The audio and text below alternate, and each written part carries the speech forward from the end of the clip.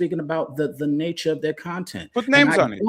I don't engage with. I don't know Myron. I don't.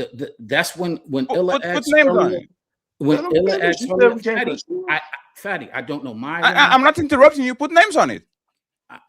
That's the masculine thing to do. Put names on it. Let's not be feminine. Because it's not about the people. It's about no. Put names on it. I want to see names. Put names on it. Bro, I don't know Myron. I don't know Fatty. I don't know Anton. I do know Corey. I don't know Illa. What's the guy? Sanat. I don't know none of them. So I don't understand what you're referring to as for. I don't know what they do because I don't watch what they do. I don't participate in what they do. So I don't know who they are. I know about them because they're popular, but I don't know them. I don't watch their content. I'm not interested in it. So to sit there and say what somebody is interested in because we're on a platform is what I'm correcting you on. What did you didn't correct me at all? Don't mean that we're into the same things. No, you didn't. What did you correct me about right now? What did you correct me about? Saying that we're here. You said Illa, yes. You said Illa and Mr. Sean, with your words, are here 4 years complaining about something. Okay. I'm not complaining about anything. I'm speaking. So you don't think I'm just making an observation. So do you think this space is fake or do you think this space is real? Let me talk. This is the problem. I don't think a space makes it real or fake. I think the person makes it real or fake. So do you think I identify fake people from real people? Sure. So if I was to speak on a fakeness, I'm not speaking on the platform that they're using. I'm speaking on the person and what they're speaking about. I agree. Do you think most people in this space are fake or are real? You got to realize what I look at on this space, you keep on. This is where I'm correcting you. The space is not the issue. When I come to YouTube, listen. When I come to YouTube, I don't listen to the people you listen to. So the people that I listen to are not fake. The people you listen to may be fake, but the people I listen to are not fake.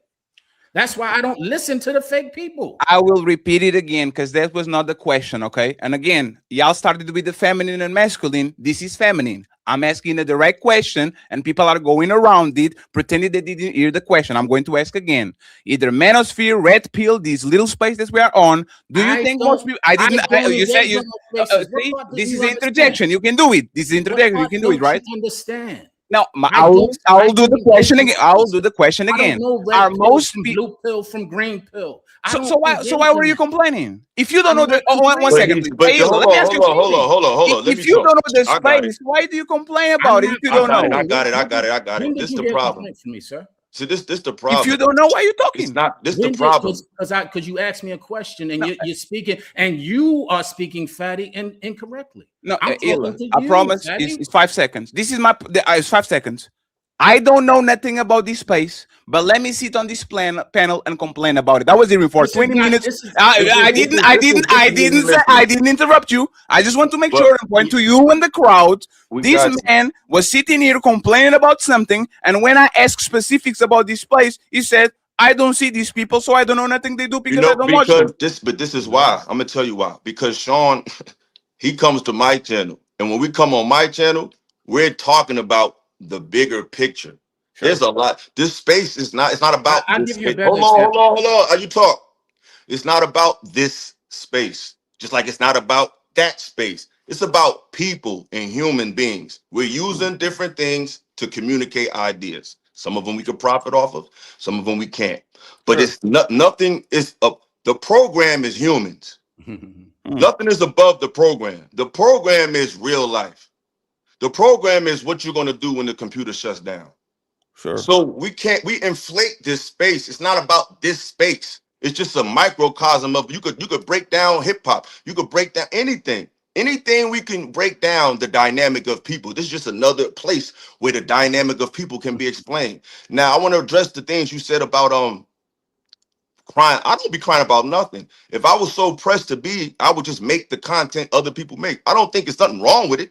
I just think that there's inconsistencies where sometimes we could hold it to a standard of manhood and other times we could dismiss it. I'm not trying to tell nobody to stop doing nothing they're doing, but it's not about the individuals because the individuals don't move the needle. It's the people. It's the crowds. It's the ones that hear our message. That's who you're gonna have to run. Nobody's gonna run into Fatty at 7-Eleven. Nobody, they might run into me, but they're not gonna run into you. So your ideas is not gonna get pushback in real life more than we would, because we got to deal with these people over here. So what I'm saying is, when you out and about in real life, you're going to have to run into people that might be a believer of Elon or believer of Trump or believer of Fantastic or meaning. That's where reality starts, when you see how people deal with this information in real time. And I think when we assess real time situations incorrectly, I don't think that's beneficial, because I'm sure that when you make your content, I'm sure you do it for entertainment value, but I'm sure that if someone can hear what you're trying to say, you would like them to do that. I'm sure you're not just here for money. I'm sure that you're like, hey, I want to make money, but if you get past my jokes, if you get past my hijinks, I would hope that you guys hear a message. Am I wrong about that? Sure. But I was one of the people that actually paid their dues before I was a content creator. For a year, I was here for free, having the same conversations I'm having now. For another year, I was raising another motherfucker, and you were there while we were literally on his channel building his shit for free. For another month, I was building a team. I put some people on, like, I pay my dues. But first, pause. I'm gonna interrupt you, but pause. I just want to make sure that we can interject so we can. I can do that. I just said pause, bro. Relax, bro. That's no, Illa. It's bro. Because it's Illa. Bro, I'm not arguing, no, bro. I know, Illa. I know, here, bro. No, I know. Illa, please, brother. I'm gonna let you talk. I just need a couple seconds. I'm respectfully interjecting on my show at that. I'm not trying to play a big man game. What I suggested on the beginning, for us to have interjections, and you say let him finish. So that's what I'm saying. Because you asked, bro. But this is what I'm talking about. I'm glad that you agree now. I'm glad that you agree. But it's never what you do, is how you do it. But I would have been done already if you just let me just say what I have to say, because I ain't got to say nothing long. What I'm saying is, you don't make me lose my train of thought. Go ahead, you finish. I'll bring it back, because I forgot what I was about to say. But go ahead, you got the floor. So once again, I pay my dues. I didn't chase nobody. I'll antagonize the biggest content creators in this space. Matter of fact, I got your back when you got here. Anton was wrong on Monday and was wrong on Tuesday, and we make sure that you actually took care of it, because Anton was as wrong as two left foots. But the fact that you, for example, did the post yesterday, right? And now you're saying it's not about space, it's not about individuals. This is what confused me. Y'all say things, and then they'll put your hands behind your back and says, we are here for construction. Let me read this to you, right? This Anton and Corey situation has shown me this space is tainted. Grown-ass man capping for this goofy-ass nigga because he has subscribers and money. These same dudes will turn around and call out women for being just vain. Ladies and gentlemen, this space is full of suckers. They don't know shit about manhood. They trying to remix this shit. It's time to expose all the Antonites. So my question is this, right? You got here, first day, got into it with Anton. Everybody was my first day. No, Illa, it was very close. It was my first time. It was very close. It was very close to your first performance here on like the piece. Right? No, yes, with Anton. I was on 2 seasons for almost a year before that. Sure. Anton tried to violate you both days. That was terrible. Like Anton tried to violate you both days. It was terribly wrong. So you have been knowing about this space for 3 years. And like I said, like a woman, instead of leaving the space, right? Because I'm afraid. Let me finish. Because you started with the feminine and masculine. I'm sorry, I'm wrong. You started with the feminine and the masculine. You started with the feminine and the masculine. So I'm going to use it until the end of the show, right? Fine. You, as a feminine man, instead of looking at the space and saying this space is full of pieces of shit, let me pick my shit and let me move around. You are here for 3 years and you keep coming back and coming back and coming back and coming back. What do you expect from it? You are going to see the same shit that you saw when you got here. Why don't you leave? Illa, why don't you leave? Why don't you leave? So you finish? There's the question. There's a question there. I'm gonna talk. Are you finished? Yes, I just want to. I'm done. Let me mute myself. All right. So that shit was mad cute. You know what I'm saying? Ain't nothing feminine about me, my nigga. I don't be on here crying about none of that shit. I'm making observation. In this space that I won't leave, you mean YouTube? YouTube don't mean Red Pill. It don't mean Philosophical Radio. It don't mean Lapeef. It don't mean none of that. Like, so what's you talking about? I'm never gonna leave YouTube. I'm gonna talk about what I want to talk about. But men are here. Most men on these platforms are listening to other men talk about life, whether it be your channel, whether it be Medium Man, whether it be some conscious shit. It's a big ass world. It's not one place. You got the red pill world. I mean, it's like cities. You got the red pill city, you got the hip hop city, you got the fitness city, you got the finance city, but it's a part of the world. So all of these places are visited, and all of them have an influence on men. And I have an opinion on whatever. So me having an opinion on how men are responding to a conversation, that's not space exclusive. But yeah, I did that post because I knew it ruffled some feathers. Because not just in this space, but even in other channels that don't even collaborate with y'all, was saying a lot of similar stuff about, oh, Anton got a dub. It's like I don't see how he got a dub in this situation. And I think the only way that people could take that as a dub is optics, and that's a feminine view. And if we're going to judge by optics, then to me, we can't talk about women judging us by optics, because to me, that situation, the optics wasn't even in his favor if you really look at it. And we're going to look at it. I want to watch the video with y'all, and I want to see what y'all see, because maybe I'm looking at a different set of eyes, because what I saw was nothing masculine. Hey, Trey, one second, because he didn't answer the question. I didn't say leave YouTube. You know exactly what I mean by leaving this what space. You mean, going on you see, I once again, I'm expecting this. I can't go on the Lapisha. Once again, respectfully, you know what this space means, and you. I don't. That's why. One second. I don't understand. Sir, but I'm not talking to you. So you said it earlier. I'm not talking, sir. You said me and him. Sir, you don't know nothing about nothing. It's pointless. Sir, can you stop talking? Wasn't I talking? Are you going to moderate? Yes. So what? Yeah, but you did call out both of us. No. Was I talking, Illa, when he interrupted me? To you. Okay, so since y'all are the constructive people, can I land my plane so then you can just let him talk. Like you said, I asked you a question, answer it. No, I once again, I'm not going to let y'all deflect. I was talking about this. I was talking about this space. I wasn't talking about YouTube. I'm not telling you. I'm not telling. Oh my God! Channels of this space. You know what? This is what I'm talking about. Ask me a question. What's the space? No, you don't.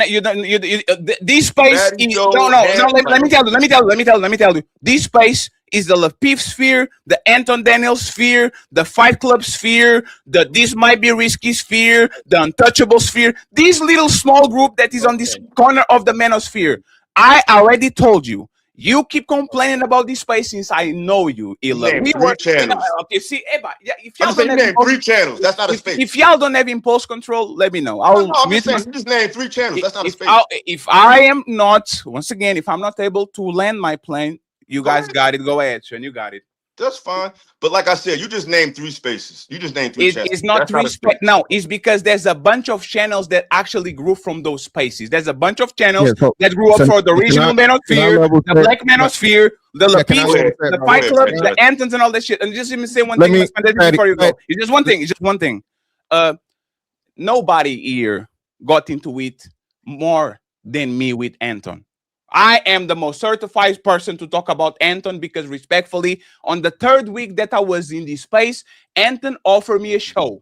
And I said no, because I don't agree with that man character. I am not somebody that is going to align with white people just for the sake of it. So if anybody is certified to actually criticize Anton, is me, because the people are watching, the people that are on the shows, none of them had more run-ins with Anton than me, and I actually refuse money and clout and views to do my own thing, to go do black houses and to do Untouchables. So I just want to make that shit very clear. I just want to make that shit very clear, because in my opinion, Feminine is doing that post that you did, Illa, and don't put no names on it. That's the most feminine thing. Is I'm going to criticize the Antoinettes, but there's no name on it. Because it's based on this. It ain't everything niggas do. It's this reaction to Anton to me wasn't masculine at all. Everybody saying he got a dub. I'm talking about this reaction wasn't masculine. So I'm gonna say all of y'all. I think everybody that decided with him, I think in this particular case, y'all took the softer route. In this case, That don't mean your whole fucking page is like that. Just like you say, yo, Illa, you think that post was feminine? That's your opinion. That don't make my whole life is like that. And it don't mean it's like that at all. That's just your opinion. So I'm not saying everything you do, everything you say, but that response is to me was very telling of how niggas look at shit. Because Anton didn't win anything. No, to me, nobody won. To be honest, it's an opinion. It was a lose-lose. But to me, it's too much stuff that's ignored that he does that this space gives credence to. Because, like you said, he literally gave a lot of y'all. Who does that, dealer? Put names on it. Who does that? I said y'all. No. Put names on it. Talk about it. No. So respectfully, I already. I got it. All right, fantastic. Go ahead, fantastic. Yeah, let me get in here, bro. So shout out to everybody, man. Illa, appreciate the invite, brother. Sorry for the tardiness ass on my son. No, you good. Listen, bro. So yeah. So again, neither one of y'all been around that long, right? So all this shit starts as into a response to or anti-manosphere, from Anton to Lapeef to whatever. Okay, the lamest niggas of all are the quote unquote red pill niggas, but everybody's eating off the red pill. Okay, whether you agree or disagree. Okay, the easiest thing in the world is to disagree with the fucking red pill niggas because you hate women because you can't get women and all these things, right? Okay, but yet and still, if it wasn't for that, for the most part, most of black YouTube wouldn't really fucking exist. Now, Illa's right. You got sports, you got hip hop, you got music, you got all these different things. You got the Conscious Brothers, you got all these different things. But if you want the money, and none of us are here for free. If your channel is fucking monetized, you're here for some degree of the money. It may not be the main reason, but you want to make money. But this is what I'm saying, fantastic. And everything you said, I agree with. This was all I'm saying, bro. Yeah, I made the title a little salacious on the post. Because I knew it would get niggas' attention. I'm playing the game a little bit too. I'm not even alluding to you. No. I ain't talking. I'm not even, bro. I'm not mad at all. Niggas can scream and shout.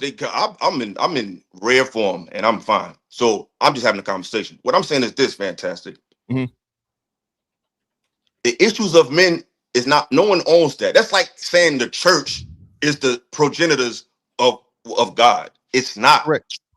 So talking about bitches and relationships and Red Pill didn't create that.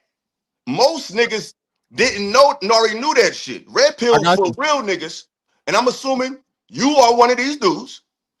You knew this shit already. When you first seen these dudes online, it wasn't a revelation to you. It was a confirmation of what you already knew. Right? Yeah, but Illa, hold on, Illa. So what about the men that don't? That's what I'm talking about. I'm not knocking that. I'm talking to dudes that know better. Yeah, I got you, but Illa, that's what I'm saying. The dudes that know better are the minority. So what happens, like anything for the church, right? Like you said, you use your templates. People go to church to learn about religion, right? Learn about God. Okay, well, God. Well, yeah. God, well, no, you can't say God because it's religion. Yeah, I don't really. Me and you both know. You say this. Most people in church don't know shit about fucking God. They don't know, but we talking about their intention. The church people go to church back in the day. Yeah, you're right. Went to church for two reasons: for supernatural miracle or some type of higher connection with the higher power. Now, once they understand, once they see the politics of it, it becomes tainted, and now it becomes about something else. But then you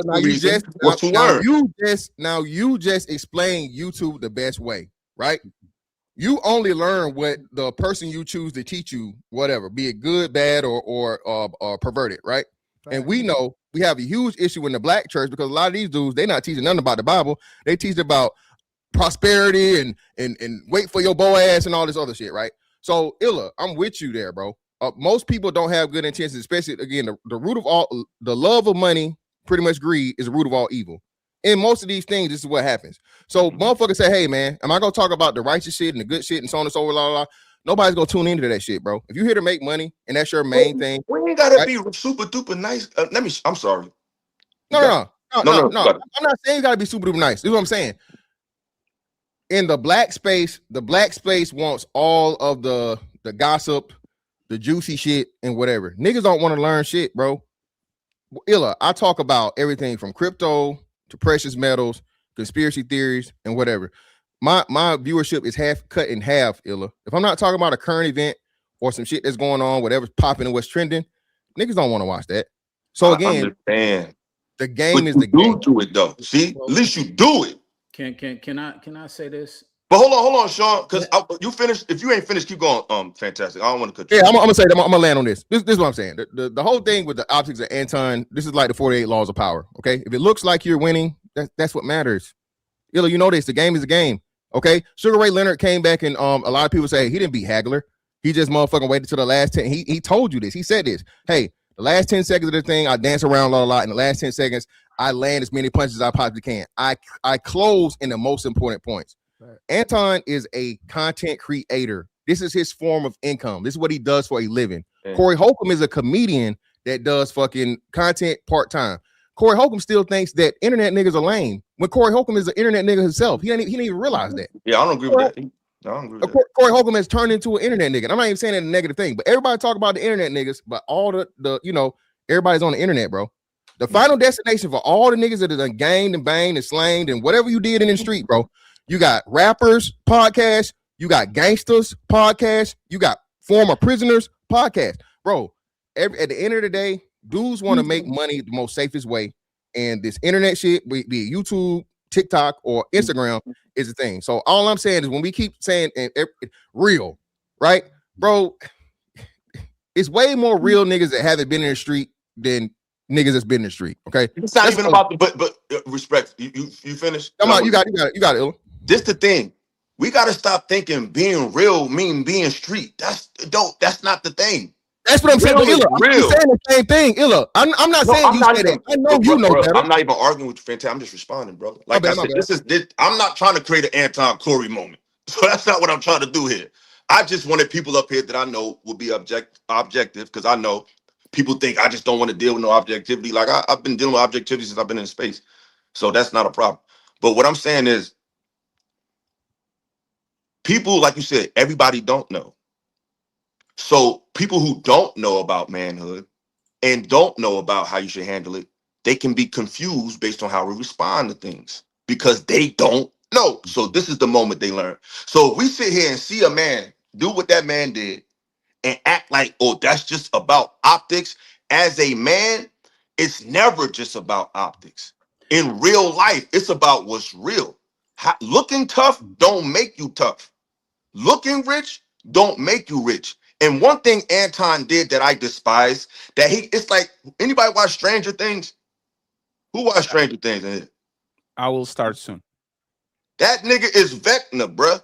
He's trying to create the upside down, where it's this world that's not, I got your ass with that one.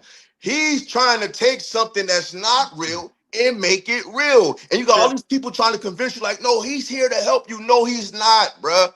And I'm not trying to knock him, because I'm like this. Talk about crypto, talk about all that shit. My issue when it comes to what he represents is the misrepresentation of your intention. If you say like Fatty, I'm gonna give you Fatty, like Fatty told me, you don't like to deal with our people and all of that. That's what you don't like to deal with this space. I would like for you to not mock my accent before I actually mock you back, okay? Right, baby. No, I'm just saying, I would like you as respectful to not mock my accent before I mock you, cry baby. Okay? Don't do that. Yo, we can joke. It's jokes. Let's not do that. Let's not do that. Illa, let's not do that. Okay? I'm a cry baby. No, you are a crybaby. You called me 2 days ago crying. Fatty, you were such a good person. I was crying like, hey, didn't you call me crying? Didn't you call me crying 3 or 4 days ago? I know. No, confirm that. Didn't you call me crying? Didn't you call me crying? Did you call me saying, Fatty, can I go back to the Untouchables, Fatty? I want to be your friend, Fatty. Didn't you cry? I don't never. Didn't you call me crying? I'm not knocking you down. No. Confirm. Didn't you call me crying, saying you want back on the Untouchables? Didn't you call me crying? I didn't ask, bro. I asked to be. Can I be your friend? Can I be your friend, Fatty? I don't want to have no negative energy when we work together. That's I will repeat it again. Hey, sir. I don't want to have negative energy with you if we work together. And this is what I'm talking about. This is what I'm talking about. Let's have a conversation. Don't try to be messy, because I will fucking chop your head, Illa. Don't try to be messy. Bro, I'm not being messy. For the people that are conscious and that are enlightened, you are provoking me. Don't cry when I chop your head. That's the last thing I'm going to say. Go ahead. I'm going to mute myself. Hold up. All I did was, when I did talk, I hit you on WhatsApp and I said, yo, bro, I reflected and I'm like, yo, man, that situation we had behind the scenes. Were you crying? Bro, listen, bro. Were you crying? My issue Huh? Were you crying? Did you ask me to be my friend? Did you ask on the weeks before to come back to the Untouchables? Sir, I will tell you again. Don't mock me. I will chop your motherfucking head. I'm not playing with you. I have no problem admitting that I want to be okay. So now I'm going to mute myself. Continue. Don't mock my accent. Continue. Don't mock my accent. Continue. I don't want to. Hard to admit, bro. Let me mute myself again. That's not an issue. My issue with you is never issues. It's that we take private conversations and make them public. That's it. I never had an issue with when we. No, sir, you can pull. You can pull. Hey, sir, you can pull that shit off. You can pull that shit off. Stop mocking my accent, or I'll chop your head. I will guarantee you, respectfully. I came here to give you a show. Don't come to my accent. I will chop your neck. I will mute myself again. I will mute myself again. Bro, first of all. I never called you no name. You came on saying, "Yo, you're a feminine man." I didn't call you no name. No, that's what y'all said, bro. That's what y'all said. Oh my God, bro. When I talk to people, with my friends, bro, it's not even conscious. It's like my man talked to me. He from the South. I'm gonna mock him like I'm gonna talk like he talked to me. It's a joke. But that's what I'm saying. You got in your feelings. You can't take a joke. I'm not. Hold on. Let me finish, Sean. Because none of that shit phased nothing I'm saying. What I'm saying is, you brought up me and said, "Yo, why don't you leave this space alone? Why don't you leave this shit alone? Don't deal with this space if you're gonna talk about it. Tell that shit to Anton. Because if you don't like black men, hold on, bro. Because I was really responding to Fantastic. I was just using your example as an example. But since you got such your feelings, you are being passive aggressive, bro. Let me finish my point. I'm going to mute myself again. I was using your point as an example to respond to Fantastic. You made a point about I need to get out of something that I don't want to fuck with. Great. That's a fair point if that's what you think I'm doing. I'm not, but that's your point. Cool. So I'm reversing that and putting it back on Anton. If he don't like black culture, and if he don't like black men, and if he think black men are stupid, and if he think black culture is negative, leave it alone. Don't have black albums behind your background when you go live. Don't have the Chronic on your wall and the Fugees album and the Wu-Tang album. That's somebody that's trying to appeal to black men and black interests and black culture. Don't have a bunch of Jordans behind your wall. Don't try to have this aesthetic as if you're really a part of that. Even when him and Corey got into it, the first thing he says, "Yo, I'm from Detroit." That's some black nigga shit. When you rep, that's repping your hood. That's saying I'm from this place. These are all black cultures, colloquial expressions that at the same time he tries this shit on. So I brought your point up to prove that if you could say, "Hey, if you don't like something, leave it alone," you can say the same thing to him. That's all I was saying. Okay, I agree. I agree with you. Anton is a hypocrite. He complains about black culture, and then he has crackhead Lamar Odom and Fleece Johnson on his show. I agree. You are not going to hear nothing from me because I already said it. Is mocking a person accent that is friendly to you, is that disrespectful, Illa? Bro, it wasn't even conscious, bro. I asked a question. You never did that to me. I talked with you so many times. You never did that to me. Why did you do it today? Bro, it's a reflex, bro. I'm a joking ass. You never did that to me, Illa. Sean, when we talk, do I do that to you? Illa, you were a part of my team for a year. You never did that shit to me. Why did you do it today, Illa? Is that disrespectful? If you feel disrespected, no. It's not if I feel it. No, if you feel disrespected, no. It's not if I feel it, Illa. I know you for 3 years, and you've been on my team for a year. You never mock my accent. Today, for whatever reason, you decide to do it. Let me ask you: is that disrespectful to mock somebody's accent? It was a reaction because so you're not going to. You're not going to own it. Reaction. Okay, so you're not going to own it. Okay, so you're not. Hey, that's feminine. That's feminine. Throwing stones and hiding your hands. That's feminine. Let me mute myself. Go ahead, Charles. You called me feminine. I mocked your accent. We both did something tit for tat shit. I was going to say it's over. It's over with. I was going to say this. Move on. One, yeah, both presenting feminine characteristics in that exchange. Two, he did apologize. I don't appreciate that. I'm gonna talk about that later. He did apologize, Fatty. He did say, "I apologize." No, he didn't.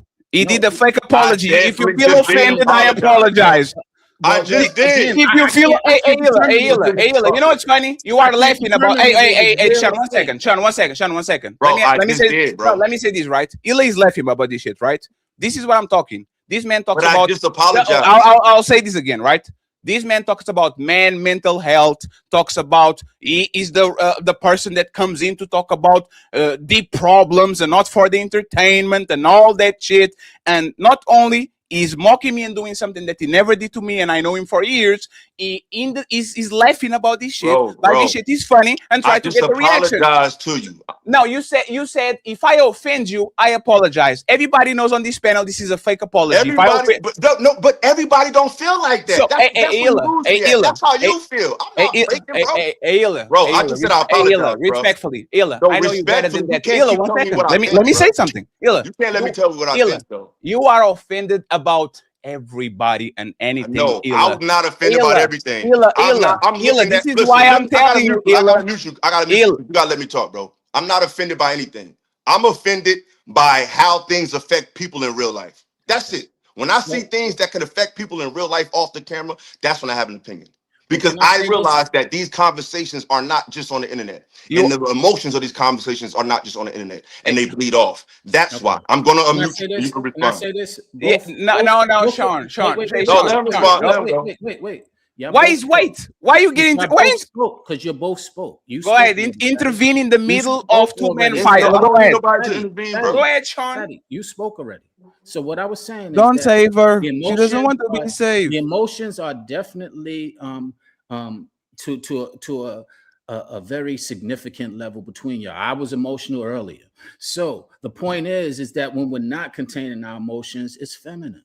And that's the point that people were making. Now, the other thing is that when we say similar words or the same words, but don't really go to the actual meaning of it. For example, the reason why I asked you, Fatty, what is the space? Because I didn't understand that. And when you explained it, I understood where we had disconnection, because I don't think of the space. When you said the space, I'm thinking of YouTube. I'm not thinking of a specific characteristic or a specific genre on YouTube. I'm thinking YouTube. So when you said the space, that's what I was correcting. And when you explained what you meant by the space, I was corrected because I was like, okay, I misunderstood that you were speaking about the manosphere. I don't really know the manosphere like that. So why are you giving opinions about it? Can I finish? Because it's not about the manosphere. It's about what? No. What is this space? If you be quiet, I'll tell you. That's no. Let him define it so we know what we're talking about. Be quiet for a second. You said, I don't know what this space is. Why are you talking? Be quiet. I will mute myself again. This type of communication style. It's not real, bro. Here's what it means. Like I said earlier, I don't really come to the spaces for the quote unquote identity that you see it as. I only know about, for example, when I came to the show, your show with Ali the other night, was because Illa was on it. I have a rapport and understanding with Illa. So I didn't know about your space. I didn't know nothing about it. Now, I will say, when I listened to and I looked at the whole show, there was things that I was able to take in and I was able to receive, that you said, that Illa said, that the young lady said, that Vesmi said, and agree with them. There were certain things that I didn't agree with, but I never knew about your channel, your space, your person prior to Illa being on there. And the only reason I was there, like the only reason why I'm here, is because I'm coming up to speak about a topic with a friend of mine, which is Illa. So it's not about the space. I'm thinking YouTube. I don't even know Manosphere from Red Pill, from Blue Pill, but that don't make nothing to me. That's maybe your world. Maybe you understand that. I don't. And why are you talking about it? Because you asked the question. You said, why is he here? Why is he talking? Bro, because you said, why am I talking? Now, why is he talking if he doesn't know nothing about this space? I'm going to explain it to you, so you stop talking so I can explain. Absolutely. Go ahead, Dose. This is why he's here. Go ahead, Dose. Because we're using an example that's just happened to take place in this space that applies to men in reality.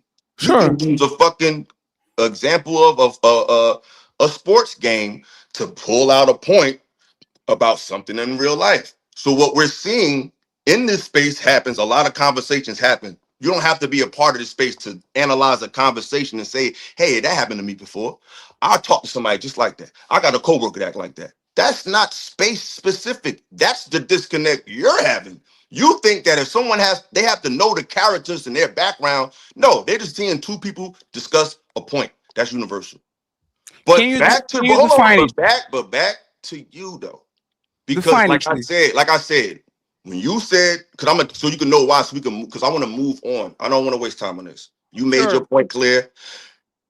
Yes, y'all. I actually text Fatty 2 weeks ago when I was working with him and Ali, and I started reminiscing. I'm like, yo, man, we used to do things so good. You know what? I don't want to have no issues with you. I want to be cool. This ain't fake. I ain't got, nigga, I was just talking about my dead mother. I'm not no fake nigga, bro. I don't have no problem looking vulnerable because I don't care about, this is crazy. So that's what I'm talking about, that disconnect. You think, nigga, that's why we so fucked up. We think people being honest is fake, and we think people being fake is honest. Y'all think that shit Anton did was real. No, this is real. No, you are not being honest. Hold on, brother. I ain't got to say this shit. I have no problem saying that. Because I don't think you're a bad guy. I don't think you're a bad person. Hold on, bro. Stop. I don't think you're a bad guy. But this ain't about to be an Anton and Corey situation. And I think this is my issue with Anton. He's created a subculture of a communication style that's not really real, bro. The way we talking, the way niggas be talking on this shit, that ain't how niggas talk in real life, bro. That's just not how they do it. So I'm trying to have a natural conversation in a digital place. You want to call me fake for that? Call me fake. But no, I want to address what you said because it's over with. So yeah, I reached out because we was working together, and I don't like working with people. Hold on, bro. I don't like being around people with tension there if we had a relationship. So me doing that was to ease tension and start things off. So when I mocked you just now, it was really just on some funny shit because you was like, Illa, you being feminine. So it's just like, where we from, we play like that. But if you don't play like that, I won't play like that. And it's over with. So we don't have to keep talking about it. No, you once again, Illa, you are the king of crash outs. You get mad about any. Hey, can I finish? You, bro. Illa, you are Illa, you are the king of crash outs. Everybody can I stop, please? But who I crash out on? Can I stop? Can I talk, please, real quick? You are the people that know you. You are the king of crash outs. You have pre-existing history with Anton. I know you see him in a very bad light, Illa. Illa, during that conversation, right? I'm going to, hey, Illa, you know what's funny? I'm going to spare you. You know what I'm saying? I am going to spare you, right? I'm going to be the bigger man and spare you. But I'm going to spare you because this situation with Anton didn't actually start. Like, you are not analyzing the video per se. This is a grudge that has 1 or 2 years. It's not though, because I could have been said something Illa, I will literally tell you again, Illa. When we're having that conversation, Illa, you said shit about Anton. Now, once again, Illa, Illa, you are not my friend. If you come here and lie in front of all these people, I will make sure, Illa. I start off the show saying I don't like to do. Illa. Okay, so let's go there. No, let's go there. Let's go there. Because this is the thing, bro. This show is not about you and me, bro. I'm a civilian, Illa. I don't have no snitch code around me. Me and you, sir. Please let me talk, bro. I don't want to do this with you, bro. This show is not listen, bro. Let me finish talking. This show is not about me and you or me and Anton. I said at the beginning of the show, it's clear that I'm not fond of the guy. But what I'm discussing is the bigger picture and how we're analyzing this. Because if men are analyzing this, it says a lot about how they analyze reality. Okay. So I'm using this as a segue into a bigger conversation. Now, if all you see is me and Anton, that's your perspective, bro. No, if I wanted to make content off of him, I could have did it as soon as I had a fallout with him. I never did no reaction to that shit. I didn't try to take that clip and go crazy with it. I didn't do nothing. But when I saw this situation, it was reminiscent. And I see how people reacted to it. And I was like kind of taken back from that. It's like, yo, this is what we allowing. Like, we really let this fly. Like, that's the point of the show. Illa, the worst thing you could do was invite me. Because I am not your friend, Illa. I'm doing business with you. Okay, but we're not talking let me finish. Let me finish. Are you afraid? But this, bro, are you afraid? If I was afraid of you, bro. Okay, so let me finish, right? About me, but this show is so not let me about finish, me, right? bro. Let me finish, right? About us. No, let me finish, right? Let's see who is fake and who is not. About me and you. Bro. Let me see who is fake and who is not. When you call me, show is not when about you call me, why are you still talking about you? And when me? you call me and you were crying, I never was literally about my mother, bro. No, Ila, no, let me finish. About my mother dying. Ila, let me finish. You are not going to do the. You are not going to do the sentimonious. Rest in peace to your mother. What does this got to do with the show? Rest in peace to your mother. But what can does this got to do with the show? What does this got to do with the show? Can I finish? No. You can finish after you answer this question. What does this got to do with the topic? Yes, it is very important. Because it has to do with the topic. Yes. Because once again, Ila, and this is what you do. You start very soft, and you let me finish. Can I finish? No, because am I on my feelings or is you? Talk about the topic. No, am I on our feeling or is you? You're not talking about the topic. I'm talking about the topic. I'm talking about the topic, bro. No. I'm going to talk about Anton and Corey, and I'm going to say what, and I'm going to say, and if you don't want to talk about that, you could just leave. Okay. Wait. Illa, this is what I'm saying. I apologize to you and all that. No, you want to. This is what you want to do, bro. No. It's because now you're scared, right? Bro, what does this got to do with the show? Hey. So let me say it. If he doesn't have to do the show, let me say it, right? Can I say it, or are you scared? I mean, if you about to talk about my personal life. No, not personal. I respect that. I'm not mocking your mom or your problems, right? When you call me, you started to talk about redemption. And by the end of the conversation, you were telling me how much you hate Anton and how much you want to get him and how much you're going to do this to him and do that to him and do that. Like this shit was 2 years ago. Let me finish, please. I didn't interrupt you. This was 2 weeks before. This was 2 weeks before the Corey Holcomb situation. You start, sir. I didn't land. I didn't land. Some fake shit. Now, what you're trying to, everybody know I don't like that dude. I don't have to tell him behind scenes. Oh, so I'm like, hold on. Now I'm about to mute you because I told Anton when he was on the screen with me what I do. So that ain't no secret, motherfucker. I said, nigga, I'll beat you the fuck up. So whether I told you or him, I told Anton that shit. Sir, so what's your point? Sir, my point is this. It's been 2 years since that situation. You started talking about redemption, and by the end of the conversation, you started talking about everybody that you wait on this space, and Anton was #1 in your list. And this goes back to my #1 question that I got to you, Illa. Since I met you in this space for 5, 6, 7 times, yeah, this space is fake, I'm a bounce. This space is fake, I'm a bounce. This is this space, I'm a bounce. Illa, why don't you people that don't have nothing to do with this space? Hey, Illa, all types of people, bro. Okay, Illa, so why did you want to be an untouchable back again? When did I ask you that? You didn't ask to be an untouchable? I asked you that? Show me why. No. You didn't ask to be an untouchable. No, I asked you that.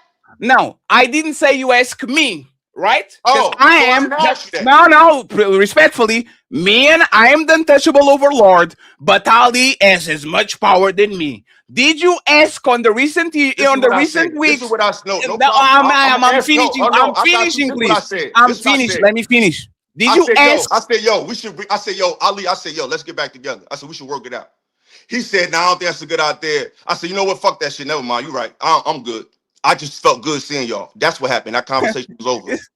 But that doesn't prove anything. So you want to leave this space but back on the untouchables? I'm not shitting on you right now. No. You want to leave this space but back on the untouchables. That's what you're saying? Bro.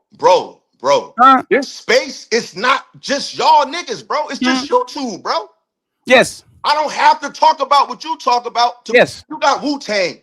Raekwon don't rap like Ghostface. You talk about the same thing as us. Don't talk like Method Man. It's a group with different perspectives. Hey, listen. This is how real I am. I had a moment. You ever talk to somebody you ain't talked to in a long time? Y'all start reminiscing. Yes. Like, yo, bro, man, remember that? I'm asking a panel. Has that ever happened to you, Fantastic? When you reminisce over a nigga used to be cool with, or a girl, and in a moment, you have a moment. You ever had that, Fantastic? Sure. Pause. Because I know what you're trying to do, but I'm a real nigga, bro. That shit don't affect me, my nigga. No. You are hold on. No, you are not real at all. You already said it. It's nothing else to say. You said it. We got it. Sean, have you ever had a moment when you kick it with somebody and you just start reminiscing how y'all used to be when y'all used to work together, how I used to be? You ever had that happen to you before? That happened to you before? You had a moment like, yo, man, remember this? Yo, man, we probably could do it again. And then you think, and it's like, you know what? It's all good. Does that ever happen to you before? Hey, okay. All right, it never happened to Sean. So it happened to me. It happened to Fantastic. Blu-ray. You ever happened to you before? No, sir. So you never had a reminiscent moment about, reminiscing about somebody you used to work with? Sure. Okay. Well, I guess it's 2 for 5. But if I stop dealing with you, it's for a reason. So hey, Trey, if I crashed out on your team because I was capping for a bitch and I was saying, Ferry, you are stealing money from Americans, and you get kicked off of my group, why do you want to go back in? I didn't get kicked out. I left, bro. Why did you? Crashed out? Hey, and it's not the first time. Crashed out. Hey, crashed out for a bitch. The bitch didn't give you no play. Hey, oh no, you are for real. Hey, hold on. Let me step in, bro. Are you for real? No, this is public. No, fantastic. This is fantastic. This is public. Fantastic. This is public. Fantastic. This is public. I understand. This is public. But I understand. But Fatty, at the same time, like you said, bro, this is for a show, fam. No. Fantastic. No. Hey, respectfully. Hey, I'm leaving. I'm just saying this, right? Hey, 1 second. This conversation shows who real and who is fake. I own it. This motherfucker Ela in front of cameras is the righteous motherfucker, and on the back he's crashing out over bitches, over money, over bro. No one thinks I'm the most righteous man. Why are you muting me then if I'm wrong, Ela? No, because it's not your fucking show and you're not going to talk over me. Okay, so thank you very much for having me. I don't keep talk being righteous, Ela. Oh, by the way, let me know if that only funds. Talking, but you're not going to overtake the show. Let me know. You're not about to overpower the show. So this is what we're going to do. Of course. Give you a chance to reset. We're going to start all over because you've been talking for 40 fucking minutes. Sure. It's not about this show. Is not about you. Sure. It's not about me or any. Next time, don't invite me. No, listen, bro. You invited me for the entertainment. I'll give you entertaining show. I wouldn't have invited you, bro. If I brought people up here that was going to be aggressive on purpose. Sure. So that's not me running from anything. And I went and got the most subjective person. You. Of course. So that's not fear. But if you want to talk, but the thing is, you're talking about personal shit that. It has nuance that this is business. Finish talking. You are not my friend. This is business. Bro, this is why we fell out before. Men got the right to disagree. No, we fell out before because you said I was stealing money from Americans. That's what you said. That's not me. That's you. On my show. I'm asking you respectfully. Let me talk on my show. Go ahead, but don't lie, okay? You said you are stealing money from Americans. I'm not about to argue with you, bro. So like I was saying, right? When you having conversations with men, you're going to disagree for whatever reason. Men are going to argue and disagree. Real men. The difference between me and you, though, if I don't like something you do, it's going to be between us. I'm not going to bring it to the world. No, he's not. And fuck your brand. I'm not going to do that. Because when we had a fallout. No, he's not. Listen, bro. When we had a fallout, and this is the last time I'm addressing this, because this wasn't about us. Why are you lying, Ela? Is this a therapy session? What am I lying about, bro? Ela, so you are telling me that everything that happens between you and a person stays with you and a person? That's what you're saying?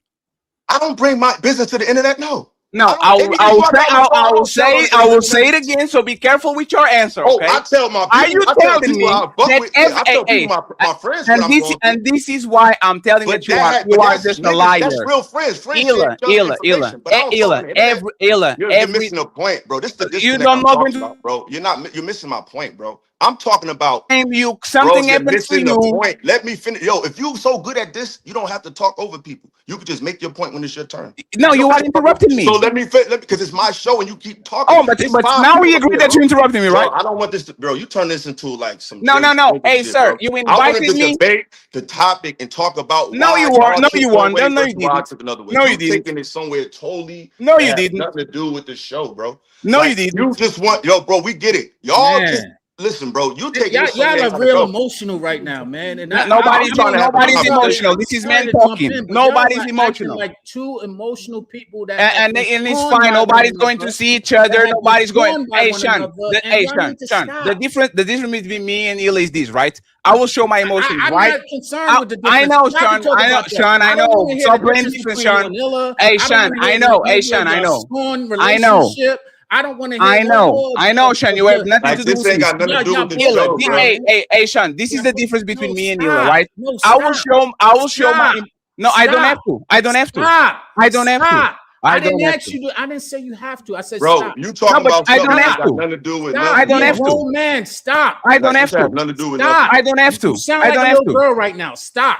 See, You sound like I'm telling you directly. You're sounding you like getting a in little between kid. two men I don't fighting. have Is to. that like a I don't little have to. girl? Stop, We're not. sir. You're fighting Stop. yourself. I'm not fighting you, bro. Stop. You have And slap you know boxing what? yourself. I'm Hey, not fighting you, bro. I know. It's not a I'm good. fight. I'm good. I'm good. I'm good. Stop. No. I'm good. Bro. I'm good. Hey, thank you for having me. Stop. I just want to say Please thank you. don't leave. No, Just stop. Don't please. leave. No. I'm leaving. I'm leaving. Stop. Why can't you have a Leave. conversation? No, Just bro? I'm stop. leaving. Because I don't want you to I'm leave. good. Hey, I'm good, sir. This is I'm going to be good. addressed. Stop and I talking. I don't want get you it. not to I be don't want to This talk what with you you. came to do. Okay, I thought No, you came to I have a don't want. I conversation. don't want to talk with you. I don't want to. All this over Stop. No, what? Illa, you got what you wanted, but that's the thing. I didn't want what? No, Illa, I didn't get what I wanted. I didn't get it at all. Hey, Illa, you got what you wanted. I didn't get to the point I wanted. You know what? I Hey, was thank you just very much for making having me. I comments appreciate about y'all. women. No, it's fine. It's fine. Thank you very much. I didn't get what sounded I like wanted, two bro. chatty I didn't, women. bro. Now, like I said, this is what I'm talking about. This is why I said the shit Anton does has created a whole new way of reacting and talking. That's not real. That's Anton style. Tova talk, you talk like all. Am I missing something, yo? I'm gonna shut up. Correct me where I was wrong. I'm giving it to y'all. Where was I? What did I do? I'm gonna say this. I disagree with you saying that Anton started this, and when I say that, because I see men have disagreements all the time and debate before Anton even touched the internet. From what I've seen, you know No, I'm talking about how we do it. I'm not talking about arguing. I'm not talking about debate. Okay, I'm talking about a certain debate style. Well, see, I don't know about, because I'm not in the matter, so I'm not in. I'm here to do content. You know what I'm saying? I'm new to this whole space. Like I say, I've been doing my thing on Facebook since 2016. But at the end of the day, this is my thing, right? We're talking about, and I thought that the example I gave people would have listened to what I said as far as consuming the content that you like. This is me. If any grown man is letting social media affect their life, they got a problem. Period. I don't care what nobody say.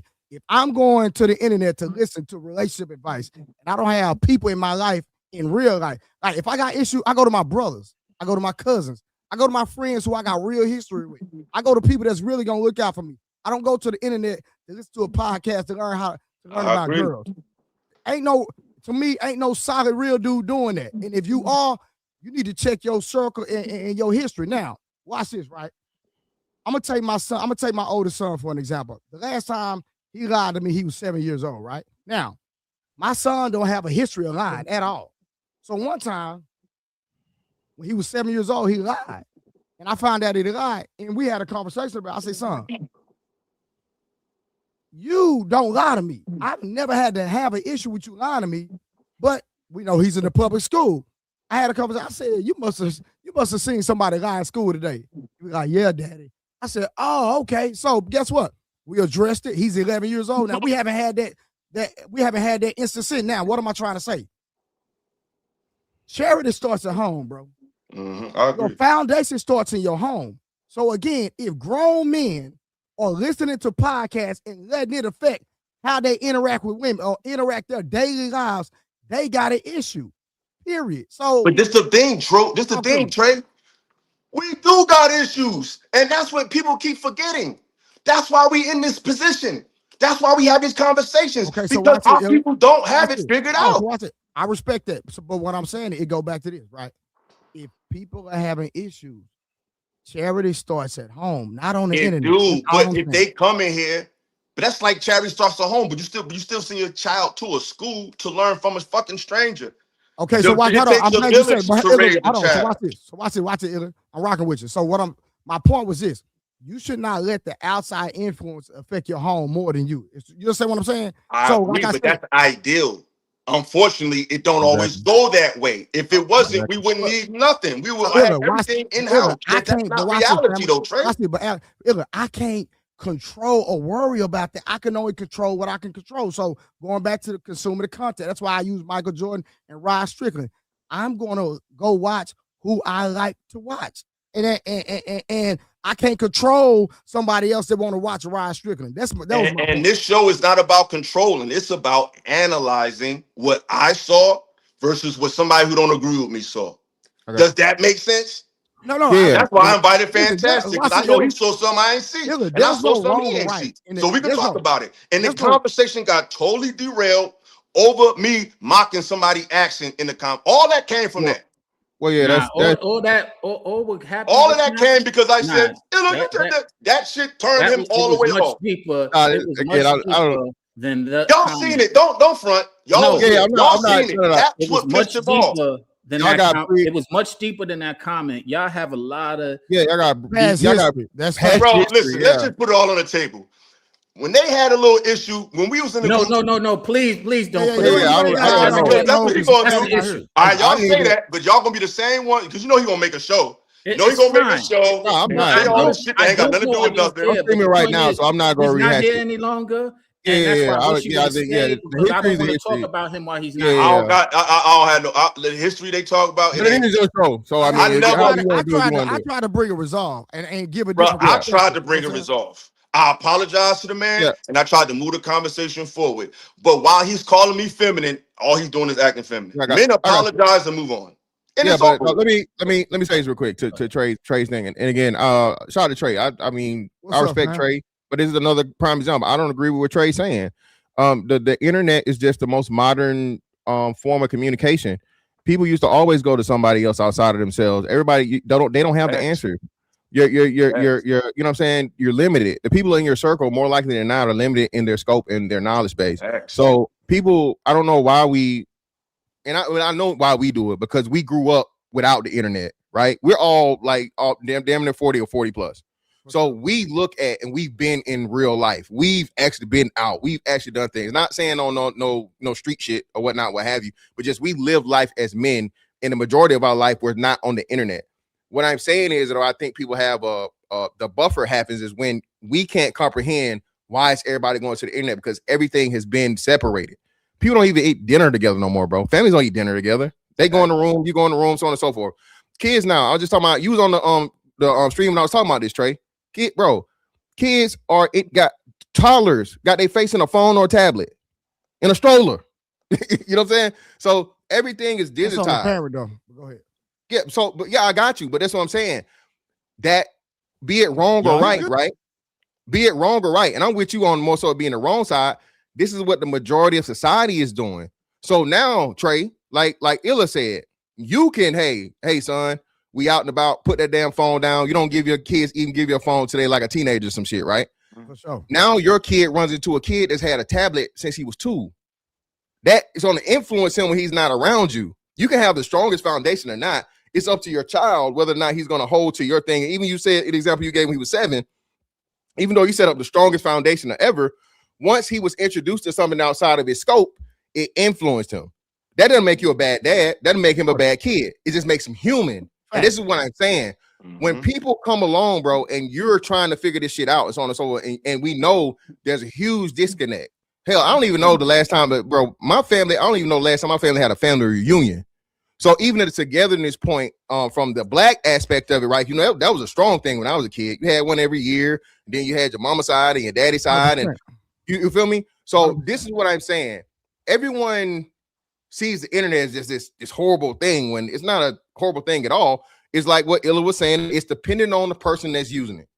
All right, so fantastic. Watch this. So and I have no pushback. So, but I think you understand what I was saying, right?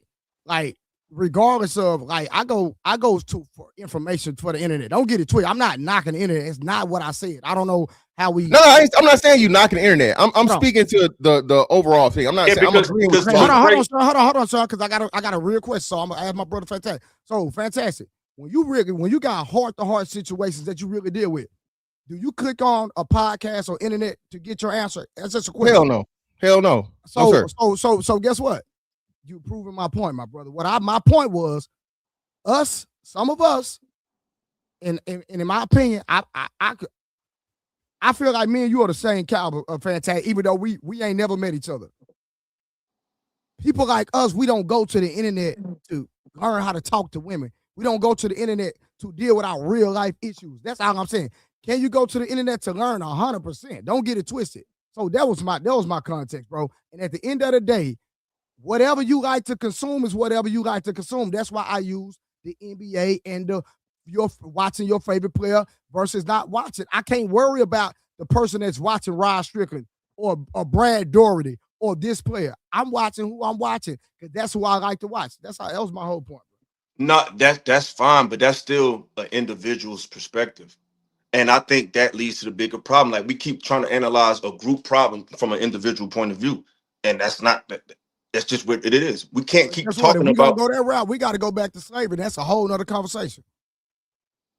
But I always talk about history. That's what I'm saying. We ain't never really got removed from the shit we went through. So y'all all alluding to points I've been making for years. So it's like, that's why, not to keep bringing homie up, but he keep talking about you in this space. Listen, you go and bring information where you feel like it's needed. So I see a group of people talking like I got pulled into this space. When you go viral and you get the first people that invited me to talk was Crew Season.